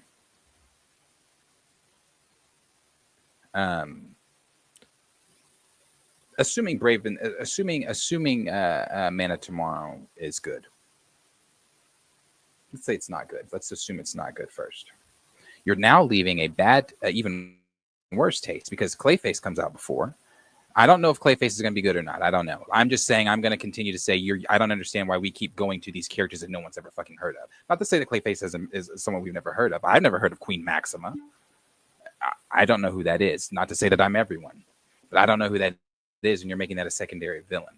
We've still yet to talk about Barry. We've still yet to talk about Diana. We've still yet to talk about Jean. We're finally talking about Bruce, but with the shit we're hearing ain't good. We haven't talked about anybody in the league, but yet we're talking about some Queen Maximas. We're talking about Sergeant Rocks. We're talking about Clayfaces. We're talking about Jimmy Olsen with Gorilla Grodd. We're talking about characters like Mr. Miracle. Not that I don't like Mr. Miracle. I do. It's an animated show that no one's going to watch. Did you watch Creature Commandos? I skipped it. Okay. I don't even remember people really talking about Creature Commandos other than the 2 seconds Batman showed up in a window. Right. That is the only part I remember too. And when I watched Peacemaker, I never felt like I needed to watch Creature Commandos. Right. So all of that is leading me to ask, how excited are you since Superman, the Superman movie, for the future of the DCU? Because he's done little to get me excited for the DCU. Now, you remember my review, and my review stays the same. I loved the Superman movie, and I still love Superman movie. I thought it was really good. But that hype, where I was like, I came out of the theater, was like, oh man, the DCU is struggling. They got this. You've announced bullshit since then. And the stuff we're hearing about Brave New World, Brave and the Bold, doesn't sound good either. And again, I'm going to say this every time we talk about DC, because what are we doing when we talk about DC? When you hear DC, you think heavy hitters. You're thinking the big guns. You're thinking the big guys. I'm not thinking Guardian. I'm not thinking about these people. And these are people that James Gunn is thinking about. So it's questionable. I'm like, what are you doing? So worried. I'm worried. Mr. Miracle. Well, maybe the Clayface movie will have something great that leads to Batman Brave and the Bold. So thank you for your money, Juan Simoto. Thank you, but I'm not gonna count James Gunn out. Okay. But yeah, the Batman Part 2 should be good, especially if they keep the song. Dun dun dun dun. You do that again in the trailers, you got us. Keaton promoted The Flash as your dad's Batman. Let me skip all this Michael Keaton stuff and jump to the current comments. Actually, there was one more super in here.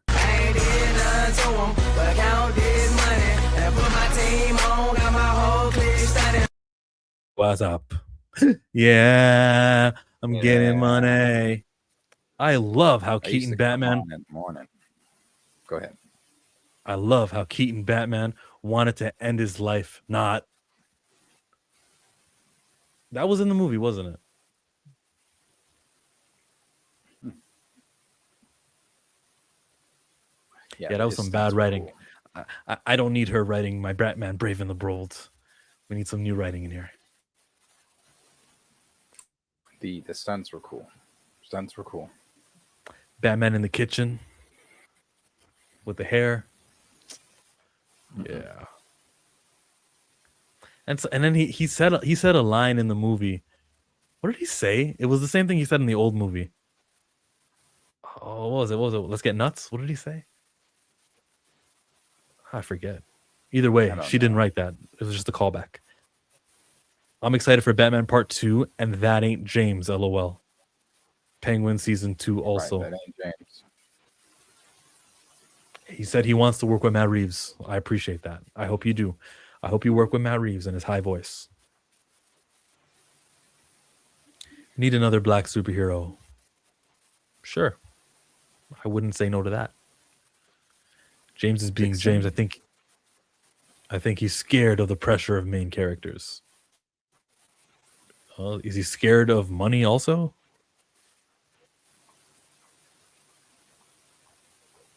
This Clayface movie, I hear, has a small budget, as it should.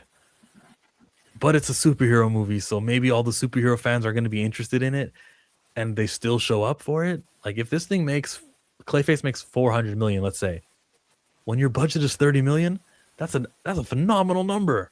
So maybe he's doing the small Clayface movie for that huge return, maybe.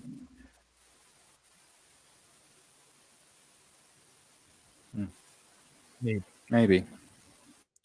Never pay for Soulja Boy concert tickets, y'all, like ever.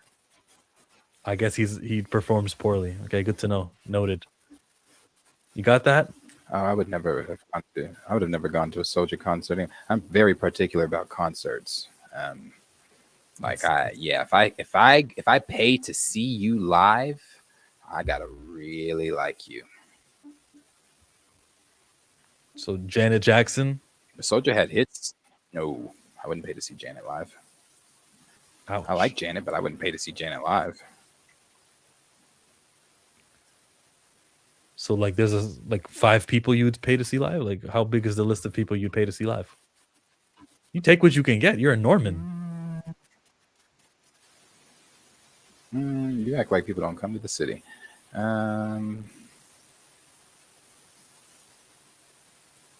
I'd see Beyonce live. That's a good one. I'd see Drake live. Drake. I'd see Drake live. I'd go see Adele live. Man, it gets small. It was Because all you. None of it me. You took the toll on my body. You told me. You want to hear that one? You're gonna say, but really, I want to see people that are going to perform. I want to see people that are going to perform. Ariana Grande, she performs. Mariah used to perform. Yeah. And y'all keep saying this stuff about Norman as if Norman is like tiny. Norman is not tiny. You do realize that Norman houses one of the top, I don't know shit about football, whatever OU is. Not only that, the Thunder are here all the time. The city is literally 12 minutes up the street. So we can include you in the greater OKC area when we say Norman. Think Dallas. Think Plano to Dallas. Think Louisville to Dallas. Think Fort Worth. Flower Mound to Dallas. No, not Fort Worth. That's a little further. All these suburbs of Dallas, that's what Norman is to the city. That's what Moore is. That's what all the surrounding towns, Deer Creek, Midwest City, Dell City, Oklahoma City. We're all suburbs. Oklahoma City's population is 700,000. That's a pretty decent city. And then you guys are saying like, we attach right underneath there. Look at you little Norman attachers. Don't forget us. No. We're Norman. No. Do you guys have like a city song? No, why would we have a city song? I don't know, because you're so small, everyone would know the Canada, words. do you have a city song? Where are you from? Stratford, do you have a city song? Is one of y'all city songs one of Justin's songs? That's where Justin Bieber's from. No, we don't count Justin. Stratford's a little bit too far away. He can claim Ontario, but he can't claim Toronto. Yeah, no, we don't have a song. Hold on. If your city doesn't have a Chick-fil-A or Raising Cane's, you haven't made it. Does it? We have 3 Raising Cane's and 3 Chick-fil-A's. We have an all-you-can-eat Chick-fil-A. Ooh. Yeah, so that backfired on you. Yeah. Sure glad I didn't say that. We got an all-you-can-eat Chick-fil-A for $16. You can go eat all the chicken you want. I'm expecting the apology right next. I am too, fly cam. He said there's 3.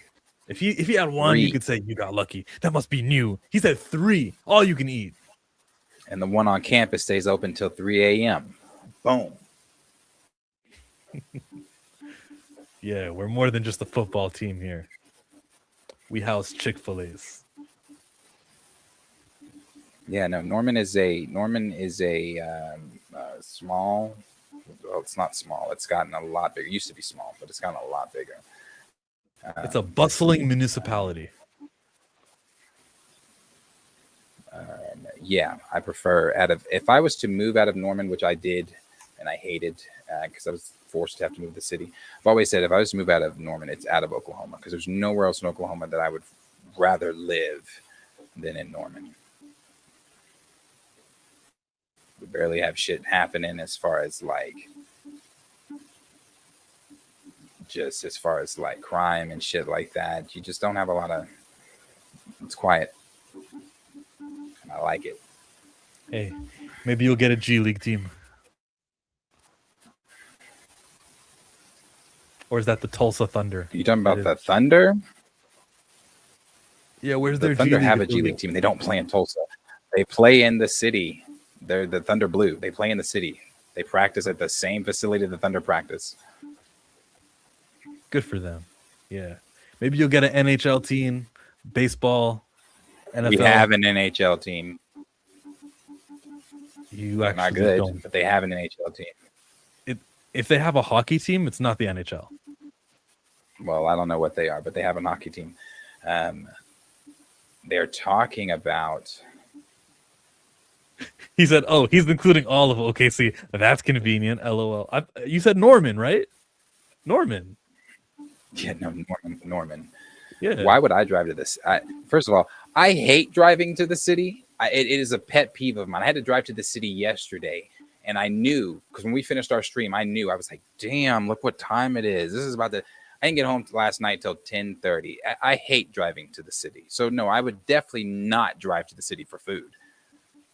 Not a fast food restaurant that's up the street. The city sucks.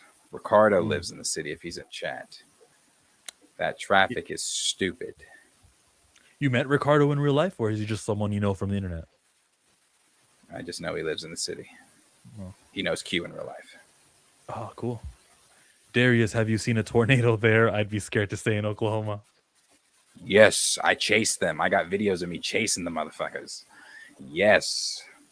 Shit's fun though. Not getting I don't get storm chaser close, but I do get close like crikey. There she is. And it's fun though. At a distance. At a safe turn on your distance. storm voice. Heed my command. Winds of easterly. You better do something. Next one, we better get a storm video. Aurora Monroe. There was one more thing. You touched it.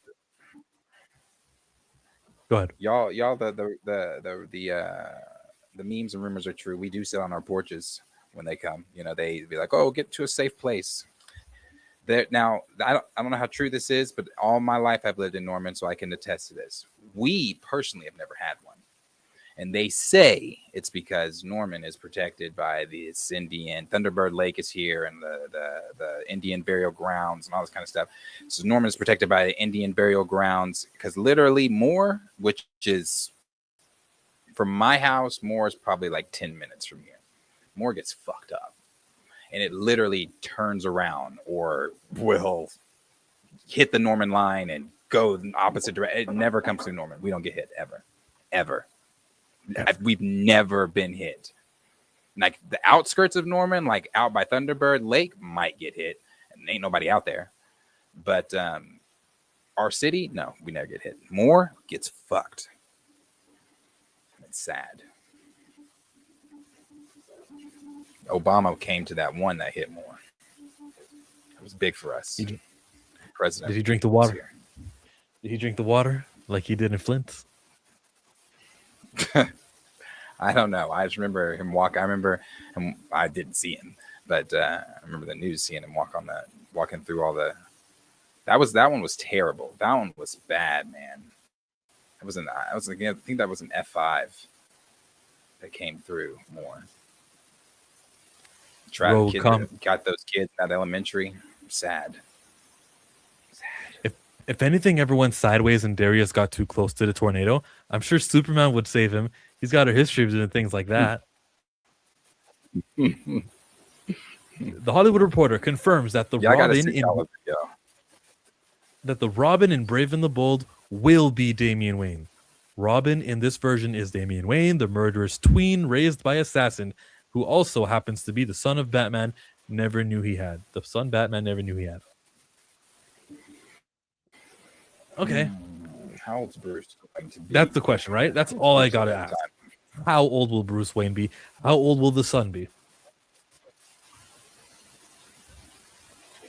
You don't risk it. Skin artist.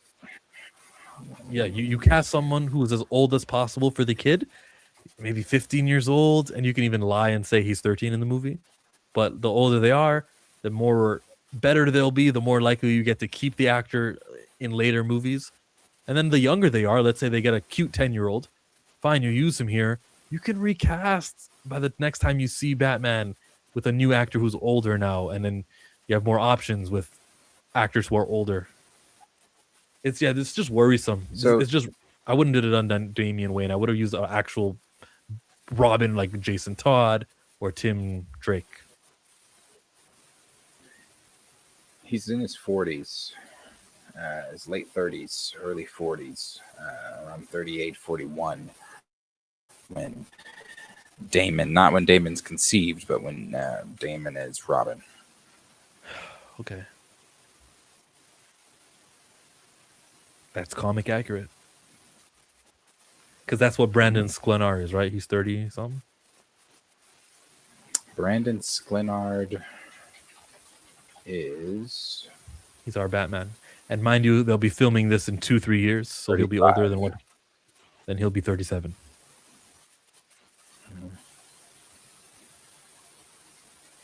That would be... So, who would you cast as Damon? I don't know who the popular 10-year-olds are right now, so I can't tell you that. At the time, I used to say that kid from Euphoria, but that was a long time ago. Yeah, it'll like be an twin, unknown. I think Oh, he was a twin? Cool. He doesn't have to remember as many lines. His twin can remember the other lines. Or his twin can do the stunt work and he can do the acting work. Yeah. He won't get hurt like Tom Holland. Mm. Oh, no, he's 19 now. No, he definitely can't be no Damon. 19's too old. Well, there may not be like a mascot or like a rocket or some cute animal. They'll just use the kid. That's going to be his baby Groot, the kid. No Crypto, the super dog, the kid. Damien doesn't give me cute, though. Hey. He gives me mischievous and he gives me difficult, not cute, messy. He gives me, what's that book? What's that book? No, David. Stop, David. What was that book? Dennis the Menace?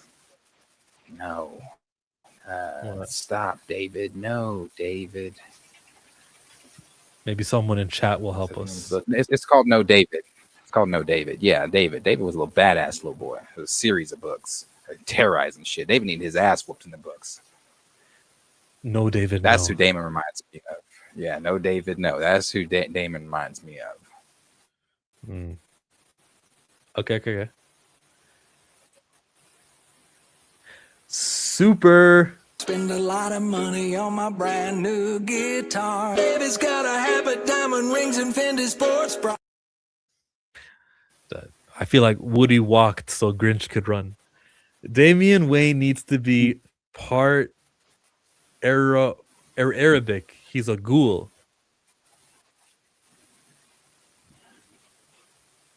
We were just doing the Miles Morales Puerto Rican thing on the last Pantheon. They're not going to do that. They're not going to stick to that. Because the actor might say Free Palestine. Caleb him. Wait, what did I say? What did you say while I was talking? I fear they're going to make Caleb him. You talking about Miles? Yeah, sure. But Mhm. Yeah, but the Damian Wayne, if they get an Arab, they're going to be like, okay, can we get a Christian Arab at least? Like, it's gonna be sticky because why would they promote somebody? Why would they make another Mark Ruffalo? You know, like, keep your political opinions to yourself. Even though you've been on TikTok your whole childhood and over the last 3 years you've been seeing what's been happening in Gaza, it's going to be tricky to cast somebody who legitimately is from the Arab Peninsula or has family from there. But it would be accurate because Talia Al Ghul and Raj Al Ghul should be descendants from there. And then you get Batman's side. So you get a half Caucasian and half Arab. Thank you for your contribution. I'm too fly. Not gonna happen. I'm too fly. I only know Dennis the Menace. Yeah, I never heard of No David No either, but it sounds like it's the same thing. It was a book. It wasn't a TV show. It was like, I remember them reading it to us in elementary.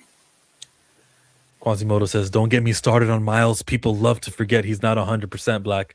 Well, it depends how you define the word black. If the Puerto Rican side of his family is people who are descendant from the continent, they just have like a different language and some cultural differences that they picked up in the last 300-400 years. They, like I said, it don't depends consider themselves black. Yeah, and I ascribe to what Dr. Umar said about, what did he say exactly? He said like, "Oh, if you guys don't think you're black, fine, you're not black, fine, you're not. Like, you are, but if you don't count, fine, you're out of this. You're out of the club, basically." I can see that agreement too. But if we're just talking ethnics and genetics and stuff, ethnicity and genetics, then like it's really just a matter of the same thing. It just, you act differently through cultural influences. You are of West African descent. You can be 100% black and be 100% Puerto Rican. Can you really say that though? Like, okay, let's say the people that are Dominican, if they're African, from African descent, how far back are we going here? Because if all I've known is my Dominican culture, I'm not tracing back to 3, 4, 6 generations back to where we were from, Africa or whatever. I know my Dominican culture. I know that's what I am. I identify as Dominican. So why would they identify as black? What connection do they have to being black? And not just the black culture, but just being black. What connection do you have? I was gonna say cultural, but you said not just culture. So you were gonna continue on and culture. say, I was gonna say that, but you're saying not just culture. That was my short answer. That's the connection you have. Why do you say culture? Because why do you say culture if their culture is Dominican? No, the reason I said culture wasn't to say, like, I recognize that the Dominican culture is different. I do. I'm with you there. I don't know. I just find it weird that why they would even try to connect with people that they've never known. Umar's a clown. He's not even a doctor. Fine, but if he said red and yellow make orange, am I gonna say he's a clown? What is he talking about? Like, he can be right also. But yeah, pretend I didn't say Dr. Umar said that. But just, I understand the cultural differences and how influential that could be on your identity, and how you can say, well, my Puerto Rican culture, it's so overly representative of who I am that I lose the connection to the African continent. And I would say culturally, you're right. But that's culture. If your parents are from people who were born from Africa, you are an African person, except the births were happening on the other side of the world. Ethnically, I'm just saying it's the same thing, which it is.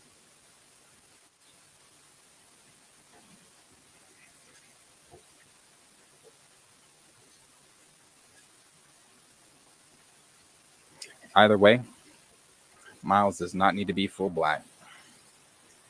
He needs to. You mean to say FBA?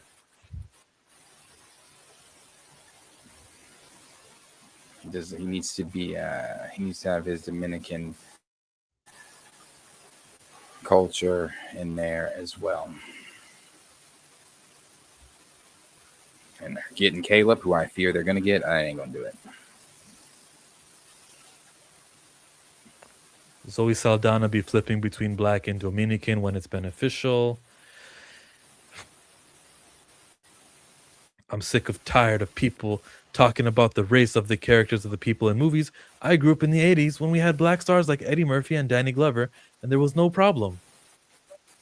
Who's Brogo 7? Like Brogu 7? Sure.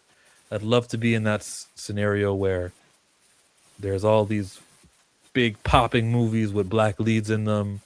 I'd love that world. I wish it was the 80s. Yeah, but even well, let's rewind to the 80s really quickly here, and let's use Danny or Eddie, and let's say that they were making a Mr. Fantastic film, and they wanted to make Eddie Murphy Mr. Fantastic or Danny Mr. Fantastic. How do you think that would have went over in the 80s? Danny and Eddie were playing roles that Eddie created for himself a lot of the time. Whether that had been Harlem Nights, which wasn't 80s, but the Harlem Nights. Yeah, Harlem Nights was 80s, wasn't it? Whether it's like Harlem Nights, whether it's Life, whether that was Nutty Professor, whether that more modern Norbit, Beverly Hills Cops, or whatever it was. There was a lot of things. Eddie wasn't playing like race swapped roles. He was playing roles that were built for him and catered to him.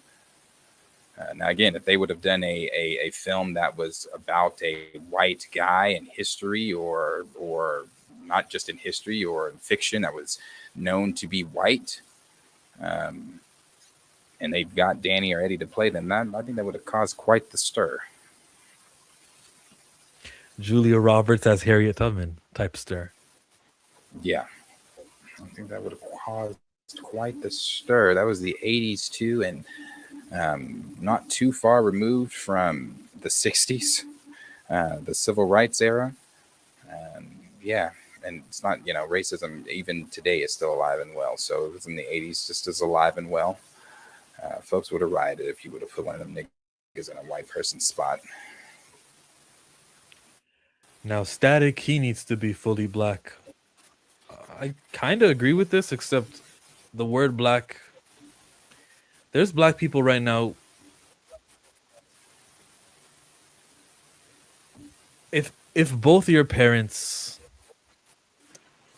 and their parents and their parents and their parents for the last 400 years are only African descendant, is that what you consider fully black? Because like, what if somewhere down the line a great grandfather had somebody mixed? Like, you said fully, and it's my problem, I guess, is with the word black and how not definitive enough it is. When we say that, I think you think kind of distinctively and know what you should, I think, know what we're saying when we say black. Like, yeah, I'm not like, if I've got German in me as well as Native American. I'm not full black like that, but my black outweighs those other things. So when I walk out into society, the police aren't saying, "Oh, sorry, sir, got German in you. Carrying on your way, sir." No, they're looking at me as a black man. So that's how I'm viewed, and that's how the world views me. So yeah, all that stuff is cool. The little 23andMe stuff, but that's not how I'm viewed. Hey, if you look like the character of Virgil Hawkins, play Virgil Hawkins. Perp says Miles is from New York. He needs to just sound like he's from New York. Yeah, there's another one. Sound like you're from New York. That's a fair qualifier for the character. Caleb will not be Miles. Just go to South Bronx or Brooklyn. You'll find plenty of kids who can play Miles. Yeah, but how many of them are actors? So, you don't just take you don't do what they did with Sinners, and you go Miles Canton, you find a great singer and you say, you know what, you could fit. No, find an actor, find a guy who's like, in drama class and has the extracurricular activities, and he's all into acting. Find him some teenager like that, and let's plug him in to be Miles. who is Puerto Rican. Chill when you going to watch 28 Years Later, Bone Temple. Nea DaCosta did her big one with that one. Okay, I hear That's you. not your type of thing, is it? Yeah, You're but not a Naya 28 DaCosta is my years type. later. It's not my type of thing, but I'll see it for Naya DaCosta. You're gonna torture yourself for Nia? Nia DaCosta? Yeah, I said Naya. My bad, Nia. I'll support the movie for you. I mean, I'm hearing it's good. I'm hearing it's worth the money. Why not, man? Hey, Spoiled chill. black. That I like that. You know what? That's a big one for you because, by my understanding, you don't like scary shit. I don't like it. No, not my cup of tea. I'm here for the action movies. I'm here for Spider-Man. Which, by the way, is the next story we're almost done to stream today. Cinemas have started to use fan-made Spider-Man Brand New Day trailer. Sorry, I want to address this because you got me. Remember, Will Smith played Adam West in the movie Wild Wild West. That was an old 80s TV show featuring white men. There was some pushback, but people don't raise hell like they do today. You got me there. That is true. He did play Adam West in Wild Wild West. Until today, I didn't know Adam West for Wild Wild West was a white guy first. And that was a successful-ish film. I remember the song was definitely successful. I remember the song. And that's the Men in Black. We're going Wild, straight West. To the Wild Wild West. That one. Yeah. Yep, you got me there. That's true. Yep. Here's the poster that they're using at some cinemas. There's no sound, I guess. Do you hear a sound? No, but this was done with No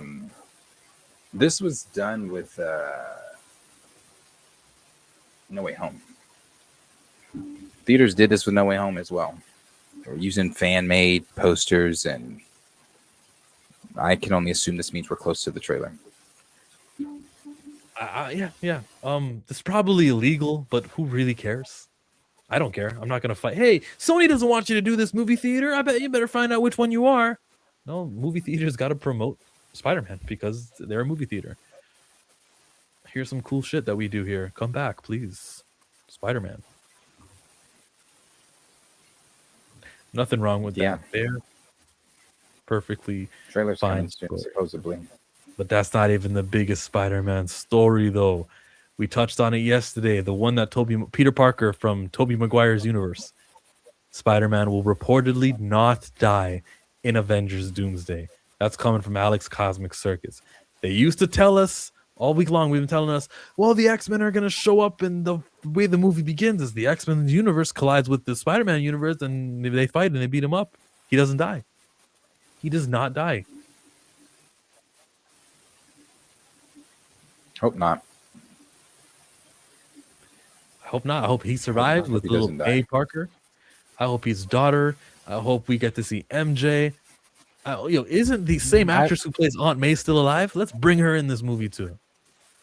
I would like to see them die, because it adds stakes. It adds. I mean, you think about, they were talking about how the opening of this film is and everything like that. The opening in Infinity War was great. The opening in Endgame, in my opinion, is better. But that type of opening, where it leaves the audience stunned, because when that happened with Hawkeye, and you go to black, it's like shit. That you understood from the jump. The stakes are high in this film. Mm-hmm. Shit actually matters. So if he lives, but we see May and Mary Jane and little May Parker die, stakes are high. You do that. It's this. You could even open the movie with the opening swing, like one of those, the episode 2, Spider-Man 2 swing. How it opens and he's swinging through the city. You do that, and it's Tobey Maguire narrating, "Hey, it's me, I'm back," and this is nothing. Then out of nowhere, an incursion, boom, boom, boom, and then you see all these people die, and he's trying to get to May, and blah blah blah blah blah, whatever. Then the TVA maybe grabs him and he has to watch. We need universe you. Die. You're important. Yeah. Then you fade to the Avengers Doomsday logo. There needs to be stakes. I don't want people to just be like, we're all surviving and we're all happy. No, kill them. Start the movie with the threat of incursions. You let the audience know from the jump, and then you get to see a superhero you cared about from 2006. Oh, this movie, man. This movie, I'm hopeful. What would a Russo brothers Star Wars be like? Can we get them? I know we heard they're going to stick around for the X-Men, but what about a Russo Star Wars? Do they get Star Wars? Are they Star Wars fans? Who's not a Star Wars fan? But that's an important question. Don't get me wrong. If they're not Star Wars fans, we don't want you there. Just stick to Spider-Man. Let's stick to the Marvel stuff. Spider-Man 4 with Tobey, to answer Quan's question. He said, would we rather see Spider-Man 4 with Tobey or Blade 4 with Wesley? Spider-Man 4 with Tobey. For me. Blade 4 for me.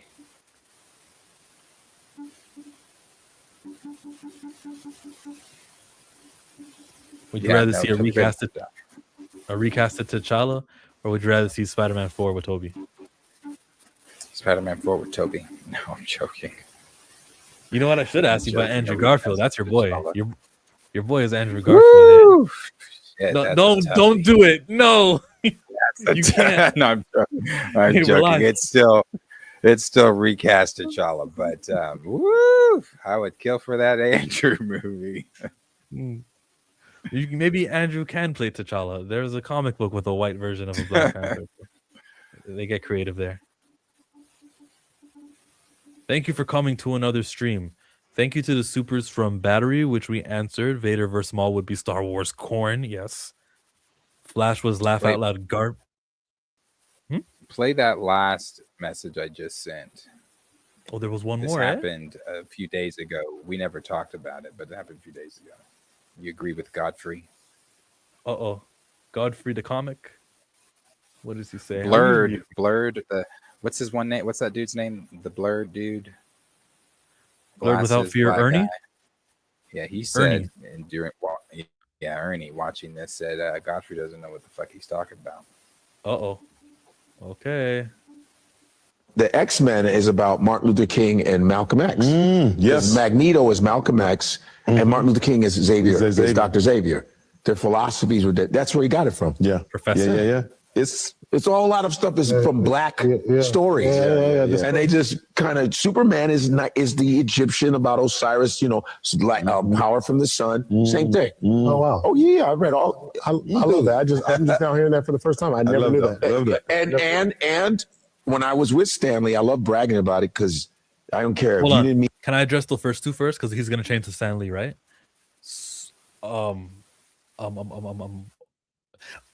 Has Stanley ever said the Martin Luther King and Malcolm X thing? Because I can believe it. Like it's happened in the 60s at the same time. I can believe that inspired the characters. So is it true? I'm gonna send this to you because I don't have it exactly clipped and I don't remember what I said, but I did a video over this during X-Men 97. During X-Men 97. And then the Osiris thing. This is the Superman story. If Siegel and Schuster did take from Egyptian lore to make their superhero, then fine, you're right, Godfrey. But if they just coincidentally or unconsciously copied the lore of the Osiris thing, then it's sort of a different story. I'd like to just hear the creators themselves admit we took inspiration from this, because maybe it happens to be the same, but there was no, again, intent. I don't want to ascribe anything without the intent. Is there really a white Black Panther in the comics? Yeah, it's called Marvel Knights: The World to Come. Read issue 1. Recast T'Challa or the Blade movie. T'Challa. Blade 4 for me also. There's some BS going on with the Blade movie and how they can't make it a vampire hunter killing vampires. What's so damn hard about that? I agree, Brogu. People need to stop saying that Magneto has killed his own people. Malcolm, don't do that. Professor X has manipulated his own students. MLK didn't do that. How Stanley's X-Men were inspired. You know, as much as black folks, some black folks, blurs, some nerds like to try to, and I think people got upset with me when I said this the first time. It's in that link I just sent you. Stan Lee never definitively had said that. I don't know what Godfrey was about to say there. I can't speak to when he met Stan Lee or what him and Stan talked about. Stan might have told him, "Get that nigga out of my face. Let me just tell him whatever." He could have just told him whatever. I don't know. He could have actually told him, "Hey, yeah." Stan wouldn't say that. Well, should I play the video you sent me of your clip, or should I finish with the Godfrey thing? Well, what I want to hear what Godfrey said that Stan told him. Okay. Stan Lee, I love bragging about it because I don't care. If you didn't meet Stan Lee, you can't with me. Yeah. Stan Lee, I was in his office for 3 hours. He was 89 years old. My friend went on a break, said, "Yo, hang out with Stan." I'm sitting with Stan Lee.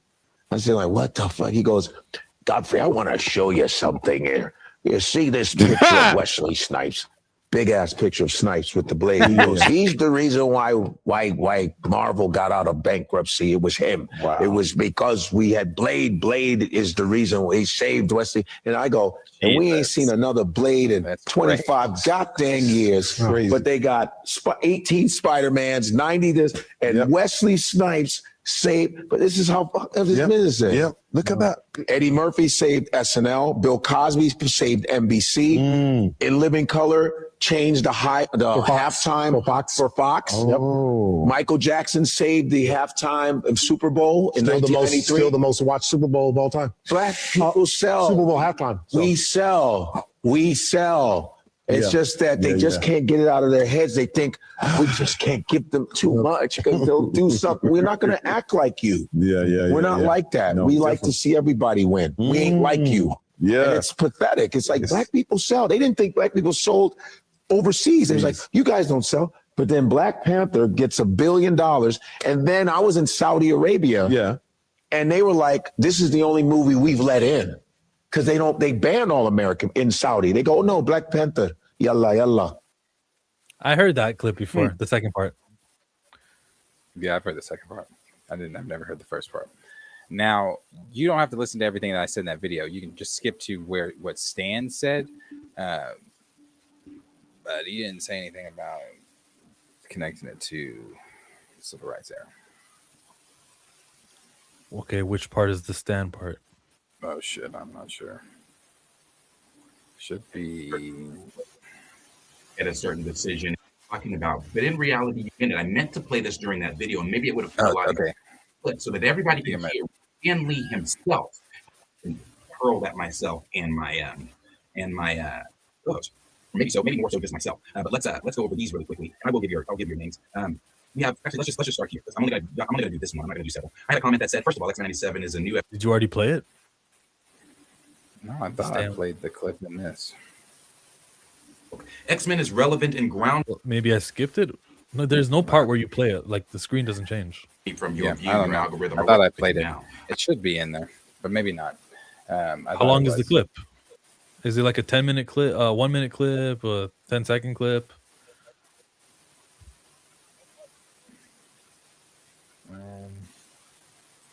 Let's see. Now take the itself. There are those parallels, but at the end of the day, that wasn't the design. So let's not listen to me anymore talk about it. Let's hear what Stan Lee himself had to say when it comes to this issue. There are things like that people catch that you may not have even known that you were putting in there. But you are so right. Now take the X-Men.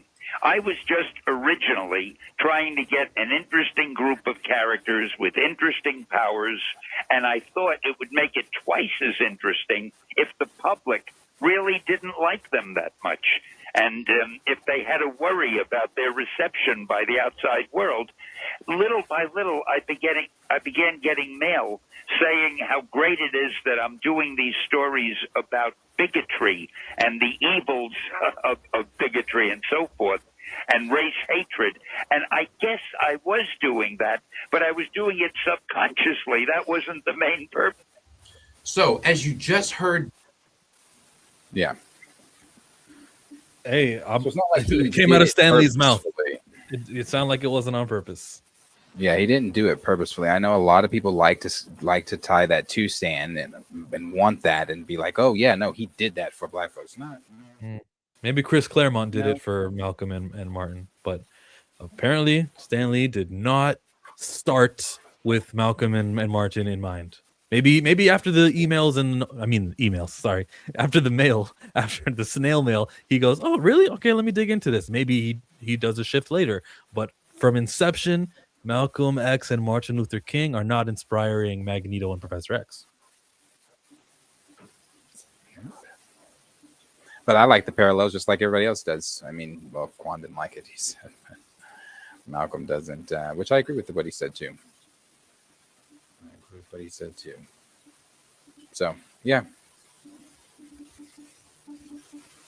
but that's what Stan said. So I didn't know what Godfrey was going to get at. I thought that he was going to say, "Oh, Stan told me." Okay, well, Stan was getting old then because he told you one thing, told this person another thing. I want to add something woke. The colored pictures of Martin Luther King and Malcolm X should be the ones that you guys are posting if you ever happen to post them. Don't try to don't participate in the distancing them. They're so far away. This is such a long time ago, this and that, by putting a black and white picture out. They were alive in the 60s. There was color photo, color video. So if you're ever going to tweet a clip of them or retweet or repost or edit something, and that's a reminder to me too, lean towards the colored pictures and the colored movies, videos. Yeah, they do try that, and it's so funny to me because it's like y'all act like we don't have grandparents. Like my grandmother went to a segregated high school. Dog, Martin Luther King's daughter keeps tweeting and going viral every week for something. It's not that long ago. It's not that long ago. They like to make it seem like it was, but it's not that long ago.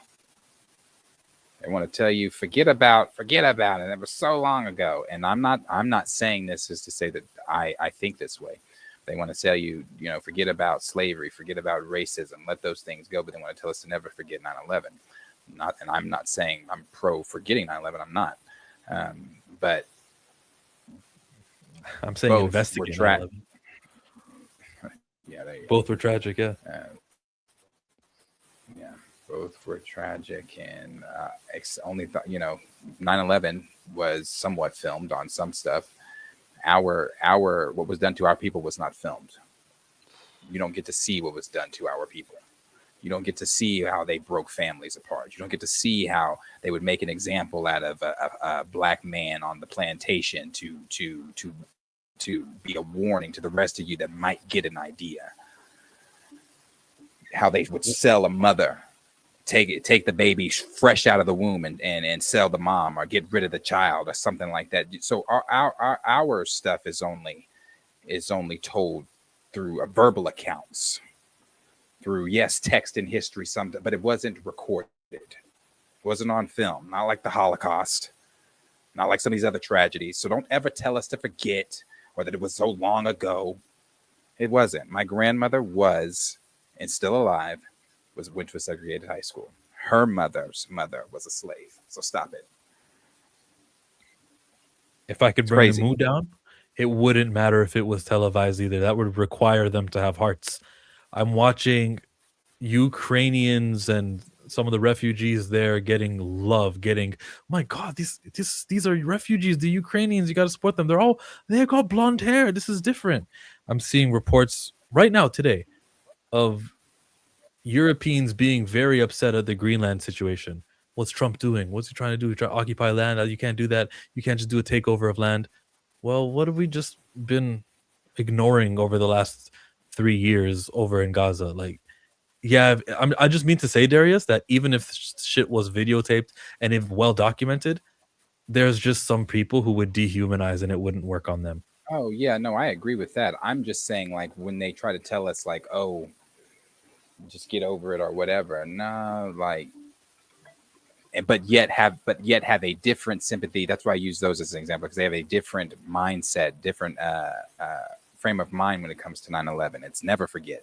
Different frame of mind, like Quan just said, when it comes to people like Charlie Kirk. It's never forget. like he used in his example when it comes to Emmett Till, it's, oh, let that go. That was so long ago. Oh, Martin Luther King. Oh, let it go. They don't even think he should have a day no more. So, yeah. Yeah. And then you got, no, that's taking even a different direction. Different direction. Different talk. Where did Chillmonger go? Oh, on the phone. All right, guys. Well, I would like to think that would be our show today. Chill's on the phone backstage. But I think that would be our show today. We are back tomorrow. If you live in any of the southern states,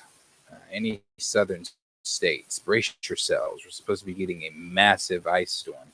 And my camera, too, while I'm on here all alone, I'll address this. My camera looks like shit. My audio, I don't know if it sounds like it did yesterday, like shit as well. I'm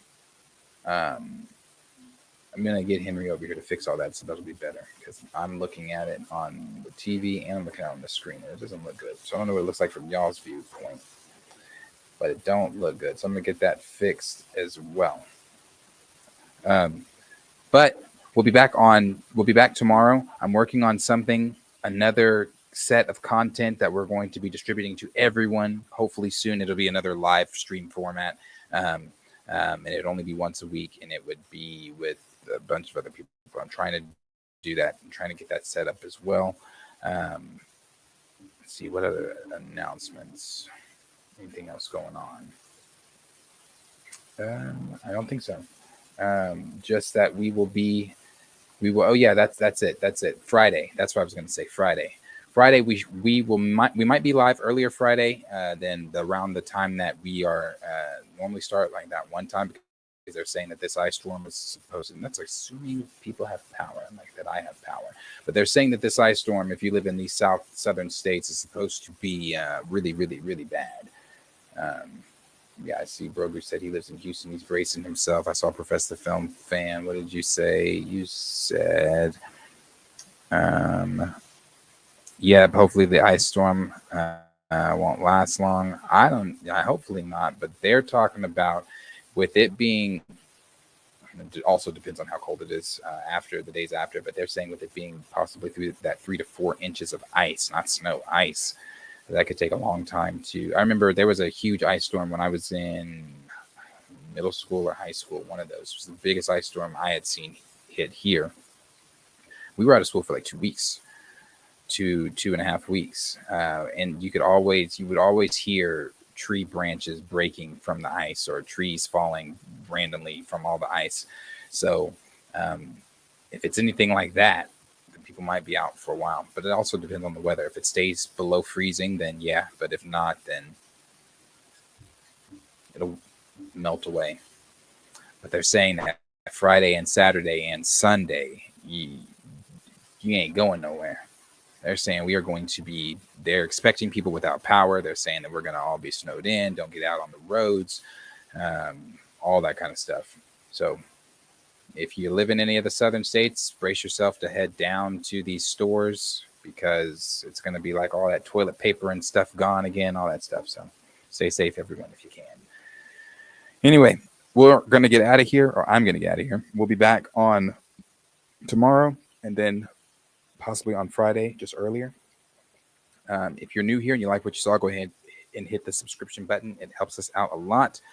Like I said, we are live on Thursdays. Oh, wait, tomorrow's Thursday, huh? Yeah, so we're live. Chillin' I'll be live in the morning, possibly. If not, then we're definitely live Pantheon. If we're not live tomorrow morning, it's because topics aren't really, not a lot of topics. And we might want to save some of that stuff to talk about with Marcus as well. So, but if you're new here and you like what you saw, again, hit the subscription button to myself and Chill. Like, subscribe, share with your friends, tell a friend to tell a friend, and we will see you guys in the next one. Peace out. Thank you for being a friend. Oh, yeah. Travel down the road and back again. Hey, so we started from the bottom, now we're here, girl. Oh, yeah. This is my part right here. Ooh, if I did everything